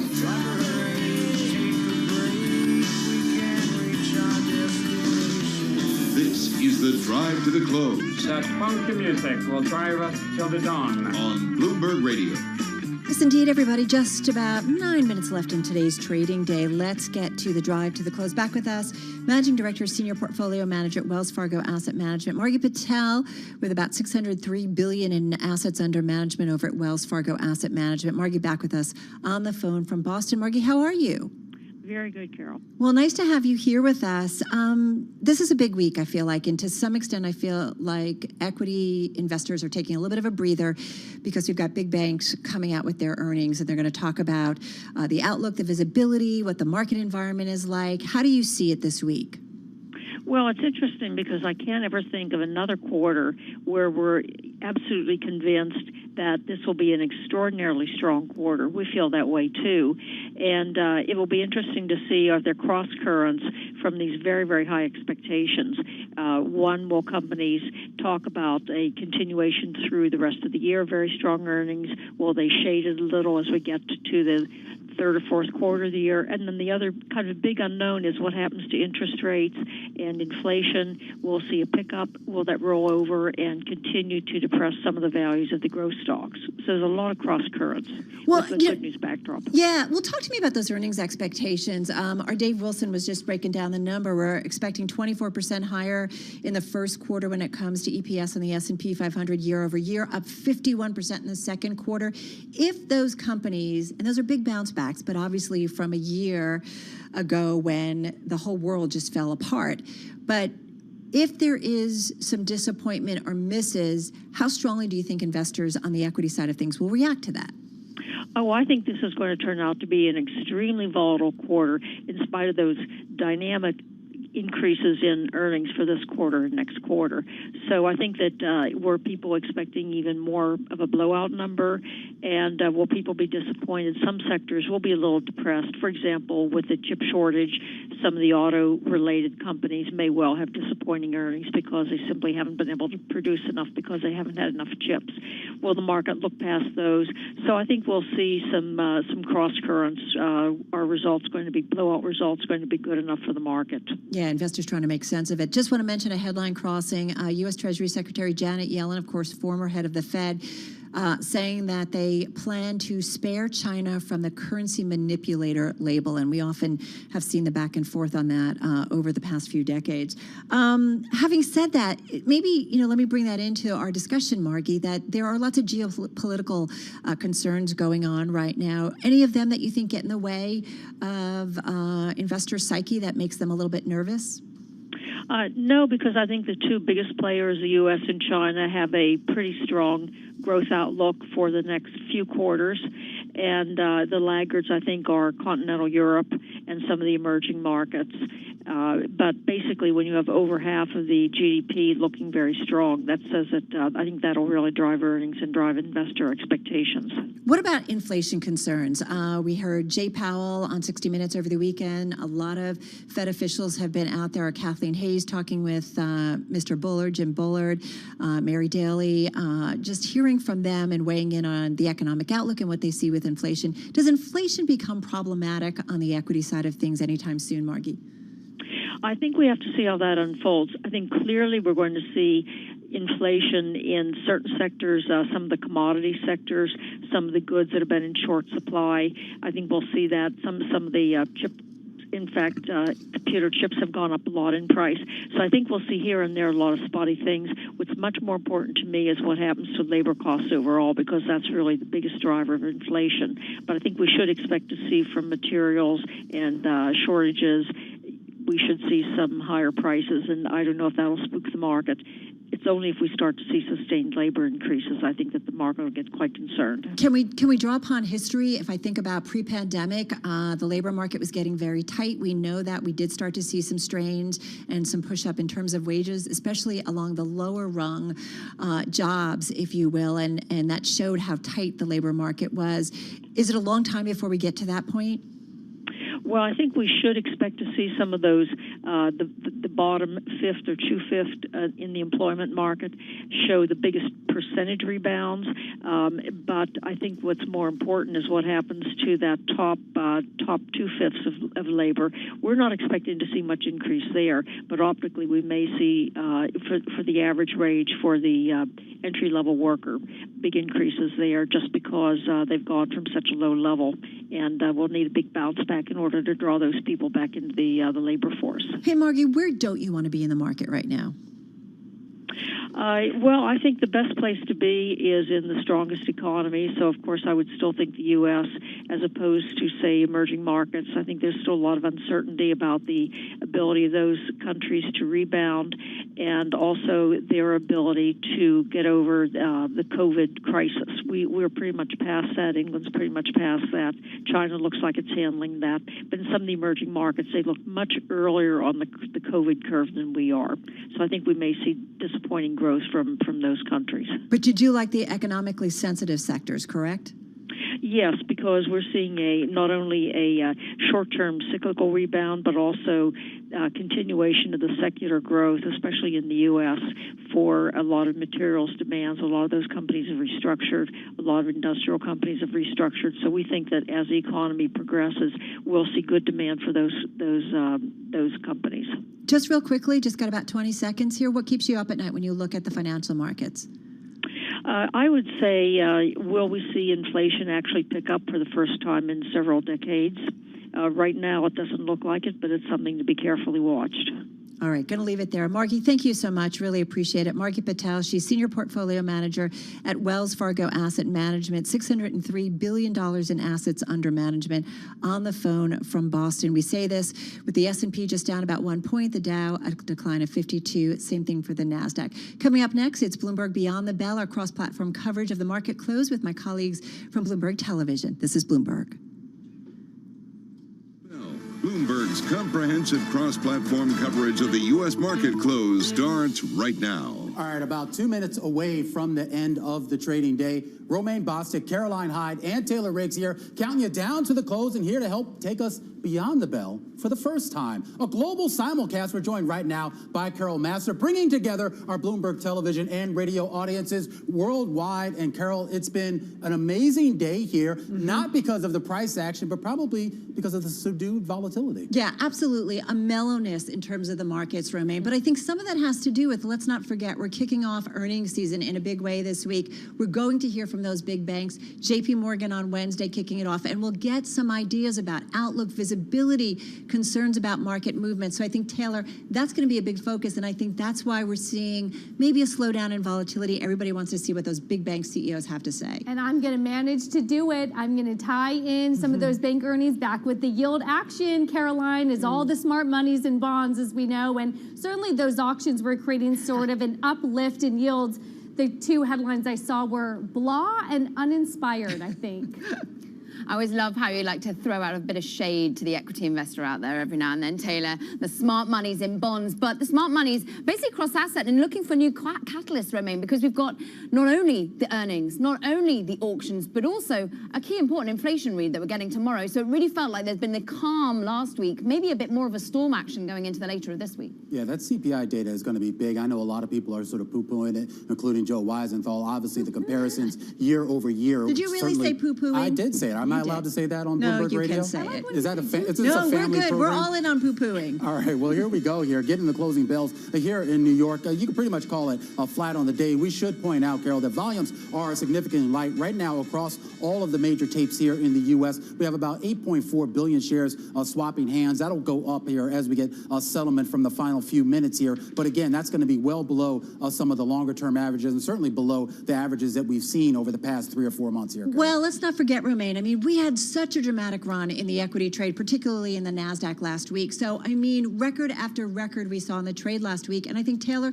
it's safe to say that we understand why investors might just take a breather. Everybody checked their 401ks and their investments, and we're like, good week, maybe we take a breather here. You know who else is taking a breather? It is the chip sector. It is a supply and a demand day. Come and take a look at where we are on a sector level. This is so interesting. Auto is one of the best leaders. This is as GM, Ford, all meeting with the administration today, really highlighting that they like the talks of which we've been engaging about this chip shortage, but how much of that is really starting to impact some of the supply chains as you see tech hardware and some of the equipment makers there on the bottom. Media, of course, Carol, something that we've been following as well with that big Microsoft deal, but overall a sector that is in the red today. Yeah, following that certainly, but also following Uber today. And let's bring up the share price because that stock up about 3%, a little bit off its highs, but nonetheless a 3% gain. Uber reporting a record month for rides on a vaccine boost. Gross bookings in March were at their highest in a year. We also saw the delivery service for the company grew more than 150% from a year earlier. So big gains there. Alibaba, another mover that we were watching today. Big move up there. You can see in that share price. Listen, they paid their fine, a record fine over in China, $2.8 billion, and that really allows the company to move on. on. And so that's a big thing for investors. I like the thank you note, Carol. I'll let everybody go to Bloomberg.com to check that one out. Let's talk about Tesla. We had Canaccord coming out and saying that they are set to attack and conquer another $1 trillion market. We're talking about the energy market specifically. So that gave a boost to Tesla. And then Huawei, I do want to point out, they also said they're going to invest $1 billion on car technology. And listen, so that's something to think about when it comes to Tesla. And Romaine, one last thing. I don't know if you're into RVs. I am into RVs. Carol. You are? No. Do you own an RV? No. Where am I going to park an RV in Manhattan? I don't know, outside of Manhattan. Well, Winnebago, we saw some movement in that share price. Recreation and vehicle industry data showing that RV shipments on pace for a record year in 2021. Get one, Romaine. I'm just going to say that. We are saving up for the Bloomberg markets to close RV, so we can go coast to coast and bring you this show right now. We'll just have to do it virtually. Here are your decliners. Taylor's been all over it. United Airlines selling junk debt at basically zero cost, and apparently investors have a little bit of longer-term concerns here about what's going on there. You had a lot of the big cap tech names lower here on the day. Of course, Apple down 1% here. Intel down about 4%. Alphabet, Advanced Micro, Applied Materials, all moving lower here on the day. And GameStop, an incredible day here in terms of volatility on GameStop. The shares were down as much as 15%. They spiked and sort of paired most of those losses. A lot of chatter here, not only about leadership changes, about the potential maybe entree into the NFT space. And then I guess by the time we got to the end of trading here, people came to their senses. Shares down 11% on the day. Not buying an RV. Put NFT, put non-fungible tokens into everything. It's a seller. Meanwhile, guys, for our radio and TV audiences, we're going to go cross-asset because I'm looking at what's been happening in terms of the metal space, commodities, some action there feeding over from China. We heard Carol talk about Alibaba. Well, I want to talk to you about how much China is really trying to stop the liquidity situation out there, but also trying to pressure perhaps where commodities prices have been going. Copper sold off because of it. We've seen zinc down 2%. But we did actually get some movement into the oil, still up about 0.6%. Remember, oil volumes, like basically traders standing pat a little bit until OPEC Plus has its decision in about 2 weeks' time, but also feeding into the commodity space is what the dollar does. And actually, the dollar coming off of its lows on the day as yields pushed that little bit higher, but dollar's still weaker. And what was up? The yen was up at about 0.25%. The great British pound, people, I'm telling you, the reflation, rotation, reopening trade, well, it was quiet today in the UK because reopening today with the pubs. Everyone is out having a pint. We're having beans on toast, Weetabix, and a pint of beer for breakfast, I can tell you. I just wanted to say rotation, reflation 3 times fast, Caroline. I won't. I'm all about alliteration, though, Taylor. And I know you're going to take us not only from rotation, but also what's happening in the bond space. Yield's actually a little bit higher in terms of the global aspect. But what about the U.S.? It is not nice when you get a 3-year and a 10-year auction and you get blah and uninspired from 2 trader notes that I get. But lo and behold, that is what we did because that is the bar that has been set as yields migrate a little bit higher, closing in on a 167 in the 10-year. So not much change after we saw those auctions. Carol, one of the best things I love is we talk about yields and then we talk about what debt is worth these days is, you know, when I go to school and then the school actually pays for itself because I'm learning something. I learned in M&A school that an all-cash deal signals confidence. The buyer wants to share no synergies, no upside with the target. Microsoft, we have an all-cash deal.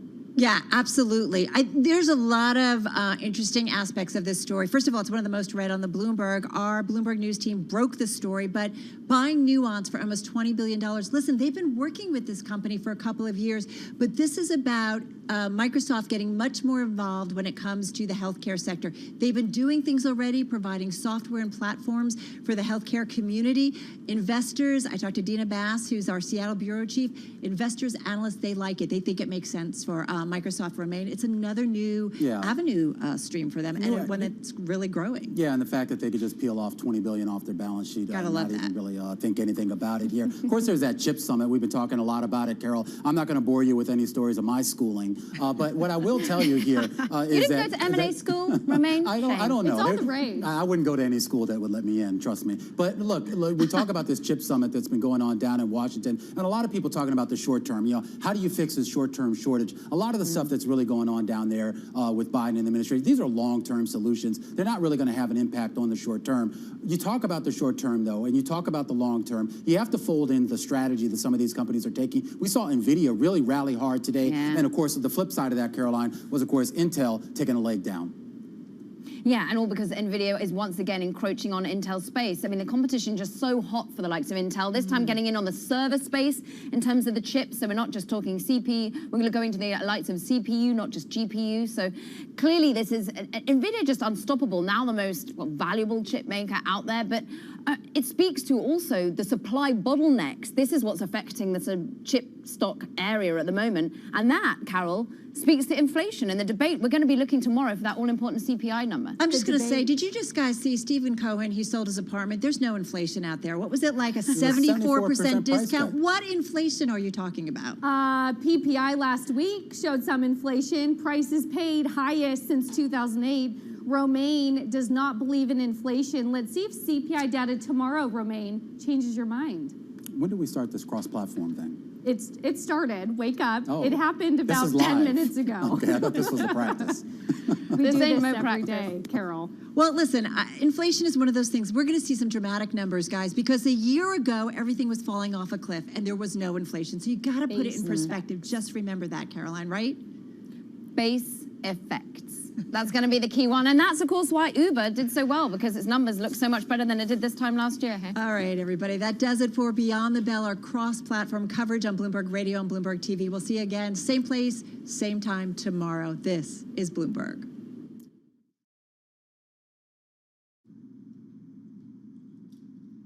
All right, you are listening to Bloomberg Business Week, and of course we did have the market close, and we did see some bouncing around, really low volatility, certainly in today's session.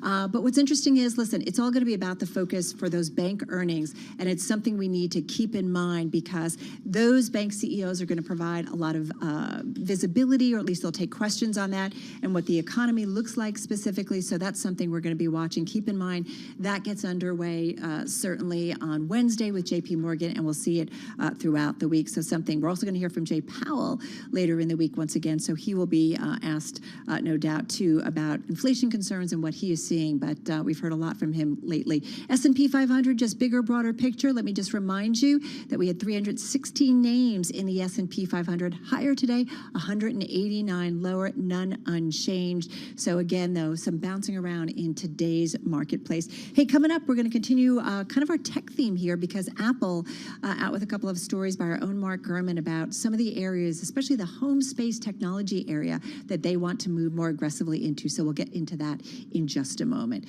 First up, though, back to World and National News and to Nancy Lyons in D.C. Hey, Nance. Hey, Carol, thanks. The police chief in Brooklyn Center, Minnesota, says it appears the officer who shot and killed Dante Wright yesterday during a traffic stop thought she was using her taser.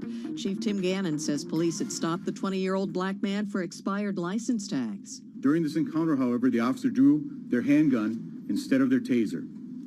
For informational purposes, we train with our handguns on our dominant side and our taser on our weak side. Gannon says the officer is now on administrative leave. President Biden is weighing in on the latest shooting. His comments came as he was meeting with a bipartisan group of lawmakers to discuss his infrastructure plan. Bloomberg's Irv Chapman has more from Washington. The president said he looked at the video from the police officer's body camera and would follow the resulting investigation. Was it an accident? Was it intentional? The anger, pain, and trauma that exists in the black community in that environment is real. It's serious and it's consequential. There is absolutely no justification, none, for looting, no justification for violence. The president said he'd been in touch with the governor and the mayor and also discussed the possible aftermath of the Derek Chauvin trial, hoping, he said, for an outcome that will be supported by the vast majority of people in the region. In Washington, Irv Chapman, Bloomberg Radio. Well, in the trial of Officer Derek Chauvin, accused in the death of George Floyd, Floyd's younger brother took the stand today and shed tears as he was shown a picture of his late mother and a young George. Prosecutors put him on the stand to humanize George Floyd in front of the jury and to make him more than a crime statistic. Global news 24 hours a day on air and on Bloomberg Quick Take, powered by more than 2,700 journalists and analysts in more than 120 countries. I'm Nancy Lyons. All right, Nance, thank you so much. You're listening to Bloomberg Business Week. I'm Carol Massar. Joining me once again is Charlie Pellet. You like to eat out? no question about it, I do. What I don't like You to do is... hesitated. What did that mean? Because I was trying to figure out the right way to phrase this, because I don't like home delivery. 10 out of 10 times, I will go and pick it up myself at the restaurant. Gives me a chance to walk the dog, get out of the apartment, and I don't know, at least that way I know perhaps it's a little warmer or a little fresher when it reaches the house. Now, that's kind of interesting, right? Somebody didn't drop it and just say, oh, yeah, just deliver it anyway. No, I'm just kidding about that. No, what's interesting is we think about it at home that when we can order directly, because we know that there are fees that increasingly are taken. Okay, guys, I'm going to place an order to sell short euro. The price I'm looking to sell, 119.09.3. The price I'm looking to sell, 119.093. Just right here. Okay? So if you up to this trade, if you like to sell short, if you like to trade euro, please follow me, stay with me, and we will try to fill this order. Okay, it's probably stay overnight, but you don't have to worry if you trade on margin. You will, broker will pay you overnight charges because you sold short. If you don't know why and how it's happened, you need to get a strategy. You have to go to company.co.uk and you will find all necessary information why when you sell short, broker pays you overnight. Okay? Stay safe and I'll speak to you later. So order placed to sell short at 119.093. Restaurants set up ordering systems online, and what's important, what's key here is the restaurants pay a flat fee, not a per charge for every order. The other thing I don't like, when something's wrong or you have to fix something in an order, you can't get to the restaurant directly. You've got to go through these apps, and restaurants know that they don't like that they can't communicate directly with their customers. So there you have it. You learned something about Charlie. You learned something about the Masser family, too. This is Bloomberg Radio.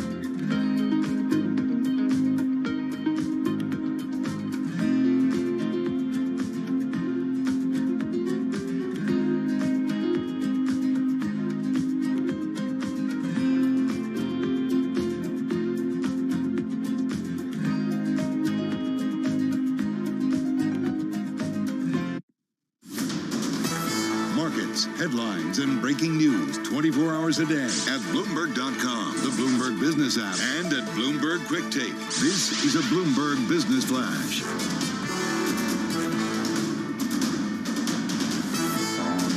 World headquarters, I'm Charlie Pellet. Stocks drop from records as investors weigh the start of corporate earnings season. Yields edge higher. 10-year yield 1.66%. S&P down less than a point today. Little change, ending the session close to a record at 41.27, a drop of less than 0.1%. The Dow down 55, down 0.2%. Nasdaq down 50, a drop of 0.4%. Gold down 0.7%, 17.37 the ounce. And West Texas Intermediate crude up 0.8%, 59.77 a barrel. Again, recapping, S&P lower, down by a point. I'm Charlie Pellet. That is a Bloomberg Business Flash. All right, Charlie, thank you so much. So we had kind of a basket full of news when it came to Apple today, and we want to get into it with our own Mark Gurman. Among the stories, Apple working on a combined TV box. Basically, we're talking about the home space, and we've also got a story about some shortages. So let's get to it with Bloomberg News technology reporter Mark Gurman. He's with us on the phone in Los Angeles. Hey, Mark, so let's start with this combined TV box speaker. Tell us a little bit about what you know. Right. So right now, Apple sells two primary smart home devices. One is the Apple TV set-top box. The other is the HomePod speaker. Neither device has really hit it out of the park for Apple. Neither have been hugely successful in terms of market share, market penetration, or... Okay, guys, as you can see, position opened at 119.093. That's a short position on euro. Okay, all of you guys who managed to open position, good, well done. So let's stay with this trade. Stay with me, and probably tomorrow we will see where it will lead us. Okay? Stay safe. The Google Home device, and I think we are constantly looking for ways to add on to our Apple infrastructure, but the home market, it hasn't been such a good one. So what's the timeline? What are we expecting on this? So this is an early development. It's going to be quite a while until these actually hit, but it doesn't solve the fundamental smart home ecosystem problem for Apple. This is just yet another flagship high-end device for the company. So what are they, why can't they get it right? It seems like a natural fit to me, Mark. Yeah, the smart home ecosystem is not something that Apple has really been able to nail because they put a lot of engineering work into different security protocols, different chips, different components that underlie individual devices. So in order to become a third-party manufacturer for HomeKit devices within the Apple ecosystem, there's a lot of hoops you have to jump through that you simply don't have to deal with the Google and Amazon ecosystem. So until really Apple unlocks their ecosystem to be much wider and more available to third-party products, it's really going to be a limited affair. Interesting. You mean even if they're successful at it? Right. Even if they're successful at it, there's going to have to be a change in philosophy with third parties, right? Because first-party smart home devices are not good enough. You want to connect to every manufacturer's tool that you can, whether that's light, sprinklers, thermostats, right? I mean, at this point, you can't even use Nest, the popular thermostat with Apple. Right, which we've got at home too, right? And you're right, you can't connect any of it. Well, what's interesting, Mark? I feel like we have been for years, you know this better than everybody out there, is that we keep talking about Apple needs something else beyond the phone, although the phone has been just fine, thank you very much. But it does feel like, right, that they need, is this it? Or what is it that's going on internally in terms of the next big revenue stream for this company? Oh, this certainly is not it. I mean, it should have been, and it could have been. Apple had all the tools, hardware, software, services to make the home sort of their next big thing a few years ago, but they've completely missed the boat on it, and I quite frankly think it's too late. They can salvage it a little bit with these devices we're talking about, but they're not going to have a home run on their hands like Amazon and Google have with their home devices. In terms of the real next big thing, well, it's two devices. One, it's a mixed reality headset that merges virtual reality and augmented reality.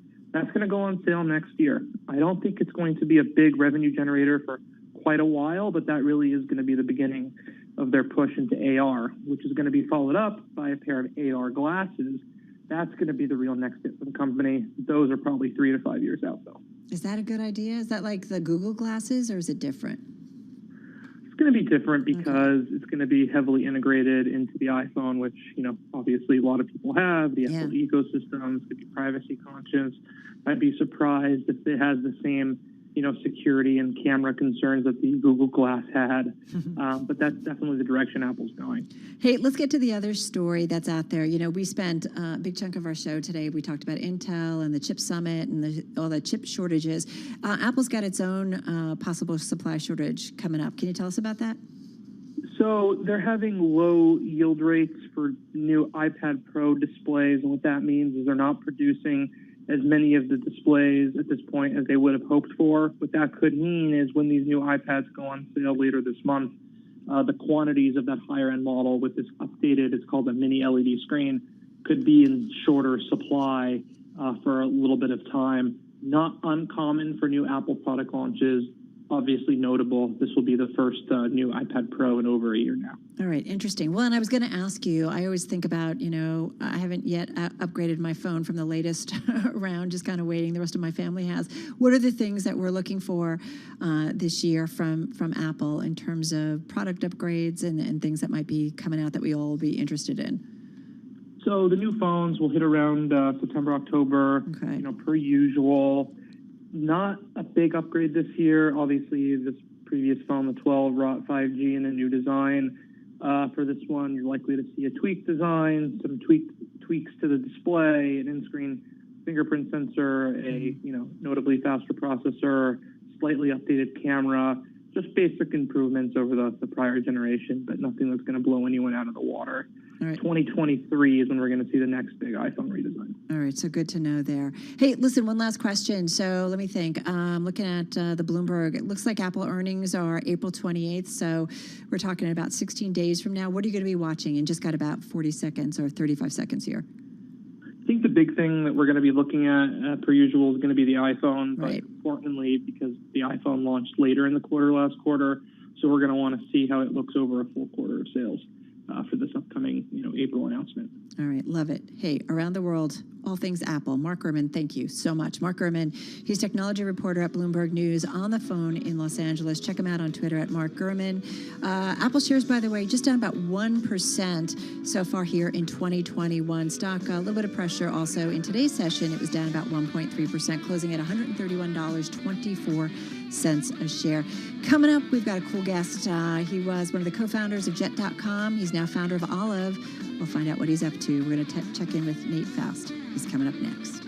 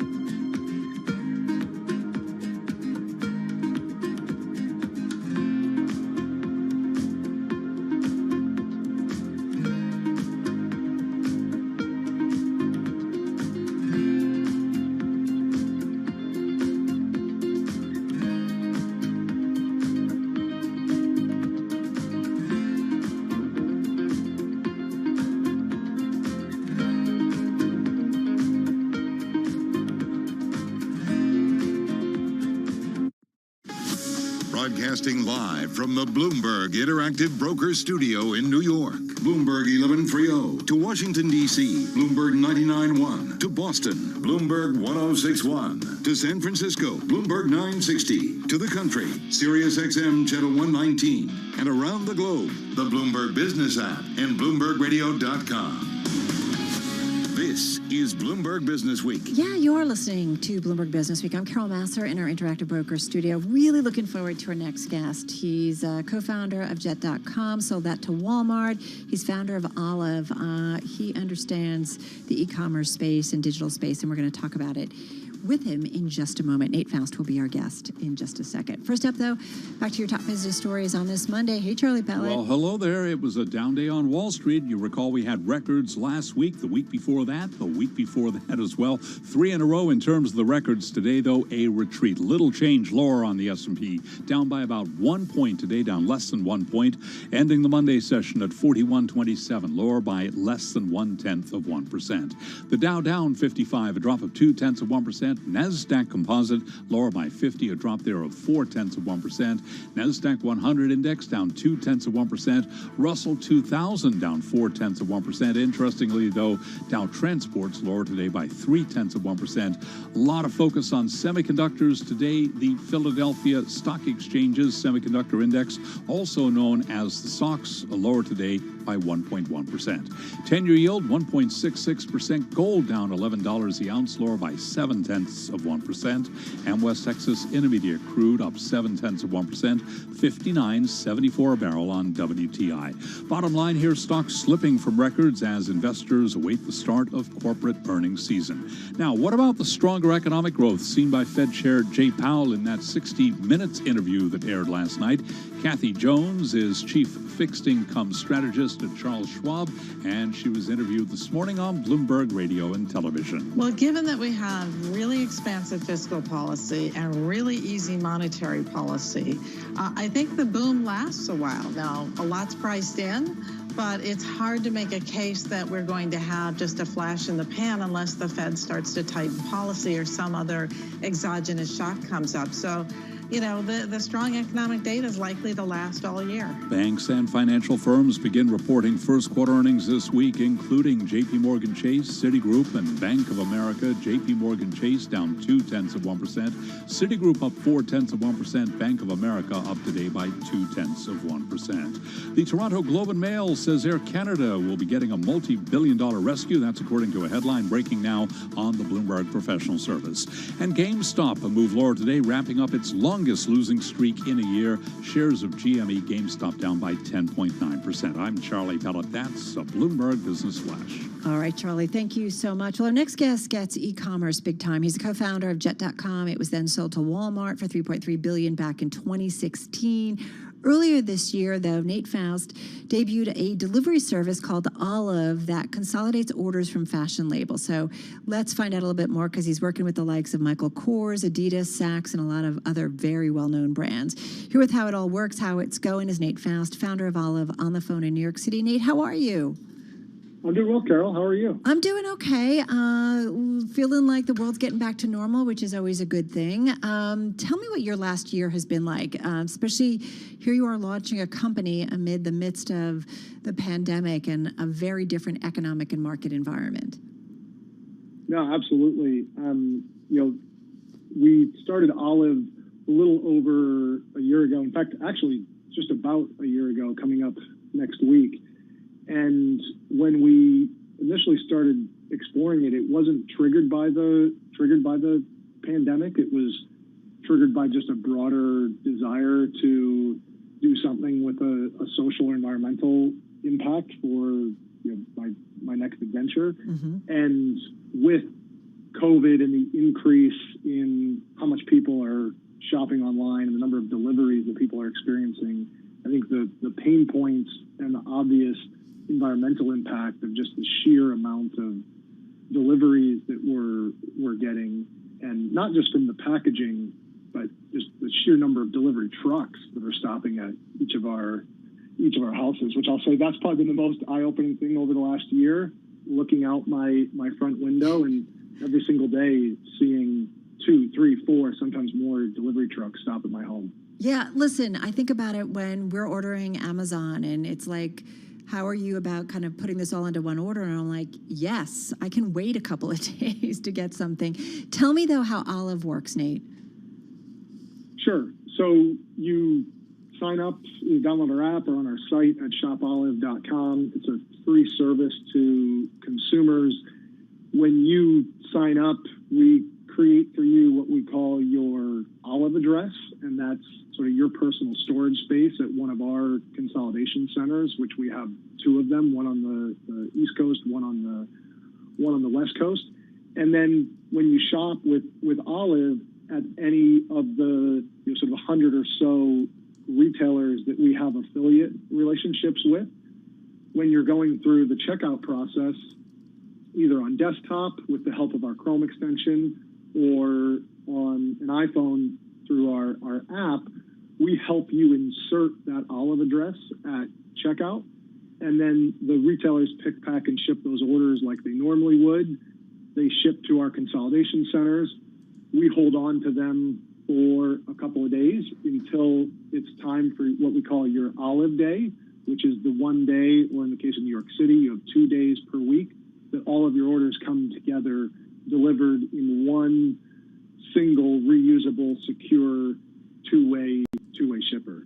And just one thing to call out there, very transparently at this initial outset, we're not eliminating the box from the source. The retailers are still picking and packing into the boxes, shipping them to us, but we are getting what in the long run is actually the bigger environmental impact, which is the consolidation of multiple deliveries into a single delivery, which we're getting about what we call our sort of consolidation factor, about a 25% consolidation factor in terms of delivering more to a consumer's doorstep than would have previously been delivered in the status quo. Well, that's what I was going to ask you, because now you have trucks going to kind of your center, right, and pulling a person's items together, and then it's going out as one shipment.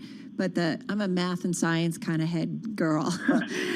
So you said, what's the cut down in terms of, actually, you know what? Hang on for a second, Nate, because I've got to do a little bit of news, and I want to give you some time to answer. Sure. But I am curious about, what the difference is the impact, because we know that even cutting back the carbon footprint a little bit multiplied over, millions of deliveries, it really does start to add up. So I want to get a little bit better feel of what that reduced impact is on our environment. We're going to get back to Nate Faust. As we said, co-founder of Jet.com, that was sold to Walmart. He's founder of Olive and head of the company, and it's really looking at all of the e-commerce that's going on and really trying to figure out how do we kind of organize it to some extent, but do that so that you really reduce the carbon footprint and the impact on the environment, make it more sustainable, all of the e-commerce, because as we know from the pandemic, we're all just going to be ordering that much more online going forward. All right, let's get to that aforementioned world and national news. Over to Nancy Lyons in D.C. Hey, Nance. Hey, Carol, a breaking story out of Knoxville, Tennessee. Police there say there's been a shooting at a high school with multiple victims, including an officer. The scene, though, has apparently been secured. Emotional testimony today from the younger brother of George Floyd in the trial of ex-Minneapolis police officer Derek Chauvin charged in Floyd's death. He just was like a person that everybody loved around the community. He just knew how to make people feel better. Philonis Floyd was called to try and humanize his brother. Unrest broke out overnight in Brooklyn Center, Minnesota, not far from where George Floyd died, after a fatal shooting of a black man by a police officer. Police Chief Tim Gannon says he believes an accidental discharge of one of his officer's guns caused the death of 20-year-old Dante Wright during a traffic stop yesterday that was caught on a body camera. As I watched the video and listened to the officer's commands, it is my belief that the officer had the intention to deploy their taser, but instead shot Mr. Wright with a single bullet. Gannon says the officer involved has been placed on administrative leave. The Minnesota Twins and the Timberwolves have both postponed tonight's game, citing safety concerns in the wake of the shooting. President Biden spoke briefly about it this afternoon. We've spoken to the governor, the mayor, spoken to the authorities there,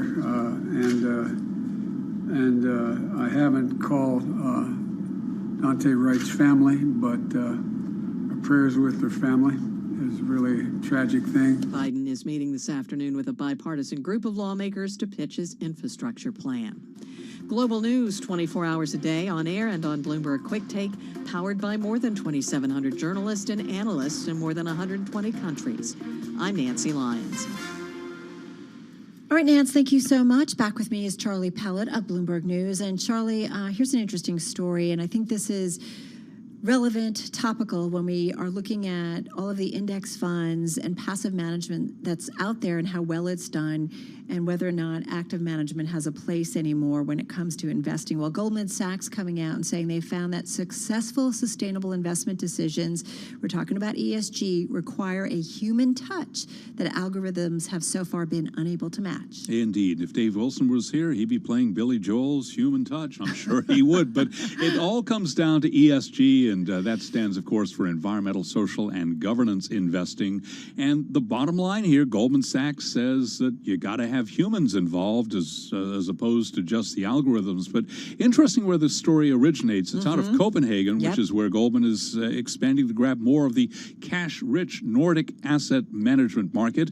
And to the Norwegian investors, smart environmental, social, and governance calls are very important for their investments. Well, listen, why it's so important, Charlie, is if you go to the Nordic countries, that's where you're seeing them move very quickly and out in front when it comes to all things ESG. So the thinking is whatever works in the region is likely to become a template for other parts of the world. So the head of Goldman's asset management in the Nordic region, Thomas Koenig, he says that to do, quote, ESG activism and stewardship, it requires people. He says some of it you can make quantitative, but definitely not all of it. And they're adding 40% Goldman to its Nordic headcount, giving it better access to a savings industry that's one of the world's largest per capita. But they are finding that they need people in order to do it well. Indeed. Looking for work, head to Copenhagen, work for Goldman there. Investors in the region, Carol, are among the most demanding when it comes to ESG. Asset managers are finding they have to adjust their offerings to win business. That according to our Bloomberg News story. It's not index funds, set it and forget it. And that's the point, that they are finding that their fund managers, their asset managers have to tinker a lot in terms of some of those portfolios. Very briefly, chalk one up for the humans. Glad to know that they're still good. This is Bloomberg.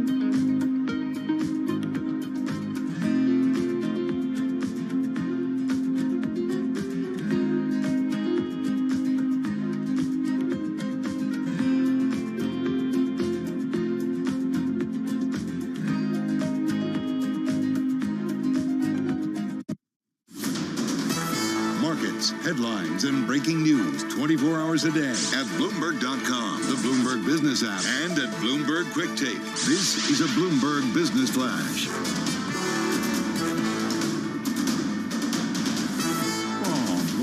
World headquarters, I'm Charlie Pell. It turned out to be a down day on Wall Street. The S&P slipping just about 1 point. Little change. You'll recall we had records on Friday. The Dow down 55 today, down 0.2%. NASDAQ down 50, a drop of 0.4%. 10-year yield 1.66%. Stocks fell from records as investors weighed the start of corporate earnings season. Banks will be checking in this week.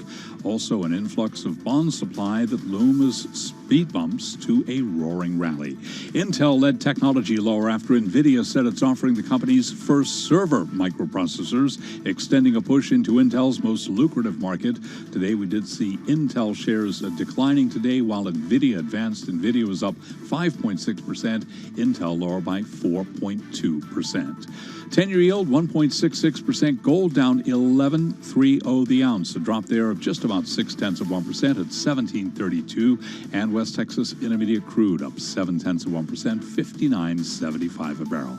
I'm Charlie Pell. That is a Bloomberg Business Flash. All right, Charlie, thank you so much. I want to get right back to our guest. Nate Faust is with us, founder of Olive, co-founder of Jet.com. Nate's still with us on the phone in New York. So, Nate, before we had to step away to do a little bit of news, I said to you, you know, I like to understand the impact, especially since you're concerned about the environment, sustainability, that by using your service, how do we cut down on our carbon footprint by all of the, you know, e-commerce that we're doing and all the delivery that goes along with that? Yeah, no, absolutely. So when you look at the carbon footprint of the sort of post-purchase e-commerce supply chain, which is the piece that we're focused on, you know, the biggest chunk of that, somewhere in the 50 to 60% range, comes from that sort of proverbial last mile of the truck stopping at consumers' homes, and the remaining half, sort of 40%, is split roughly evenly between packaging and then what's called sort of the first and middle mile of getting that thing from the fulfillment center or store that it's coming from to the point of the final last mile delivery.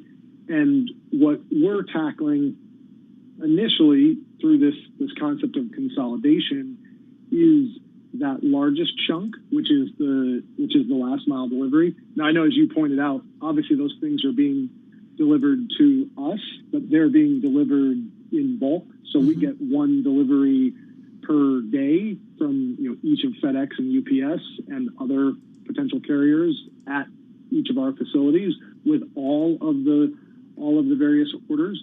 And then when we deliver them to consumers, we're getting on average about 1.25 shipments into every delivery that we make. So that would be roughly a 20% reduction on that sort of last mile for those packages to that consumer's home. But obviously, two pieces there. One, it's apparel only for right now, and so there's lots of things that you can't purchase through affiliated retailers with Olive, and that will enable a much greater impact in the long term as we're able to service broader sets of categories. And then two, as I mentioned before, we're not eliminating the packaging from the source, but we're actually in the midst right now of working with our very first retailer to actually integrate directly with their supply chain, where we would provide the packaging in their fulfillment centers so that they pick and pack their orders into that from the source. And that will be the goal over time, to, as volume supports it, with each of the retailers on the platform, to do that more direct integration to eliminate the packaging. Right. So in other words, to help them to kind of be better when it comes to their environmental impact. Because I'm right. Is that fair? Totally. Yeah. Hey, both from environmental impact and from a customer experience perspective, because there's other benefits that come from the Olive delivery experience, especially from the consumer side of things. not only do they not have to deal with the hassle of managing the waste from the delivery, if they have any returns, they just put it straight back in the packaging, leave it on their doorstep, and we pick it up. That's really interesting. Well, and part of your value is also going to be in, or at least part of your attraction, I guess I should say, is the retailers on your site. And there's a bunch that are certainly, in my wheelhouse, Rag & Bone, there's Aloe, there's a lot of them, Anthropologie. So you're definitely catching my attention here. How quickly are you signing up a lot more retailers? How easy is that to do? Sure. So we've had a ton of outreach following our launch.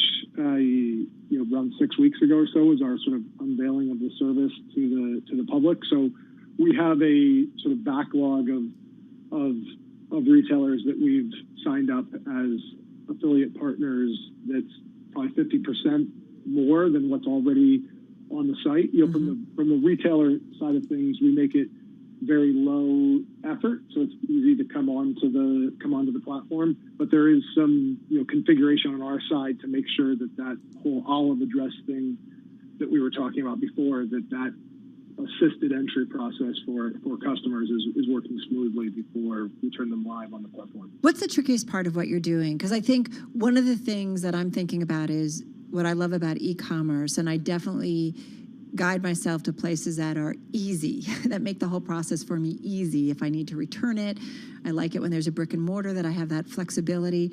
What is it that you think you've got to make sure you're doing to really attract a lot of customers? I mean, how many customers right now do you have on your site?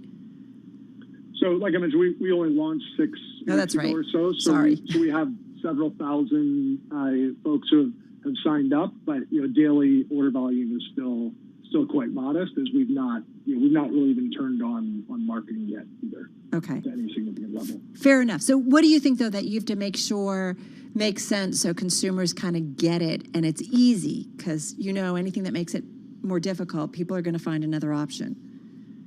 No, absolutely. What we're focused on right now is really consumers understanding what this olive address is and how it enables the service, because it is something that's different from a traditional checkout process. So we're working on things to make it even easier and more transparent to the customer around how the olive experience works. And we've gotten tons of great feedback in our first month or so post-launch on how to do just that for consumers. Really, really cool stuff. And I hope you'll come back and kind of give us updates on how things are going. I've got to ask you, though, I'd be remiss by not reaching out to you. Just got about a minute or so left here.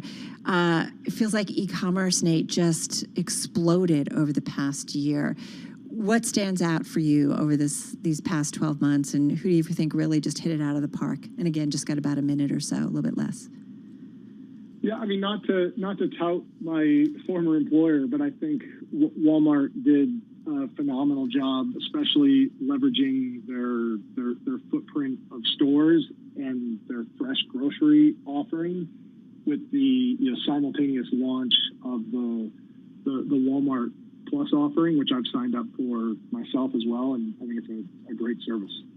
All right, good to know. Good to know. Hey, listen, do come back and let us know how things are going, especially as we get into the later months of the year. I'd love to get an update. Nate Faust, founder of Olive, co-founder of Jet.com, which he was just talking about Walmart, and of course that was sold to Walmart back in 2016. All right, just a reminder of how we closed the U.S. equity trade. Dow Jones Industrial Average down 55 points, down almost 0.2% at 33,745. S&P 500 closing at 4127, down, just call it unchanged really, and the NASDAQ down about 0.3%. For the entire Bloomberg Business Week team, I'm Carol Masser. Have a good and safe evening. This is Bloomberg.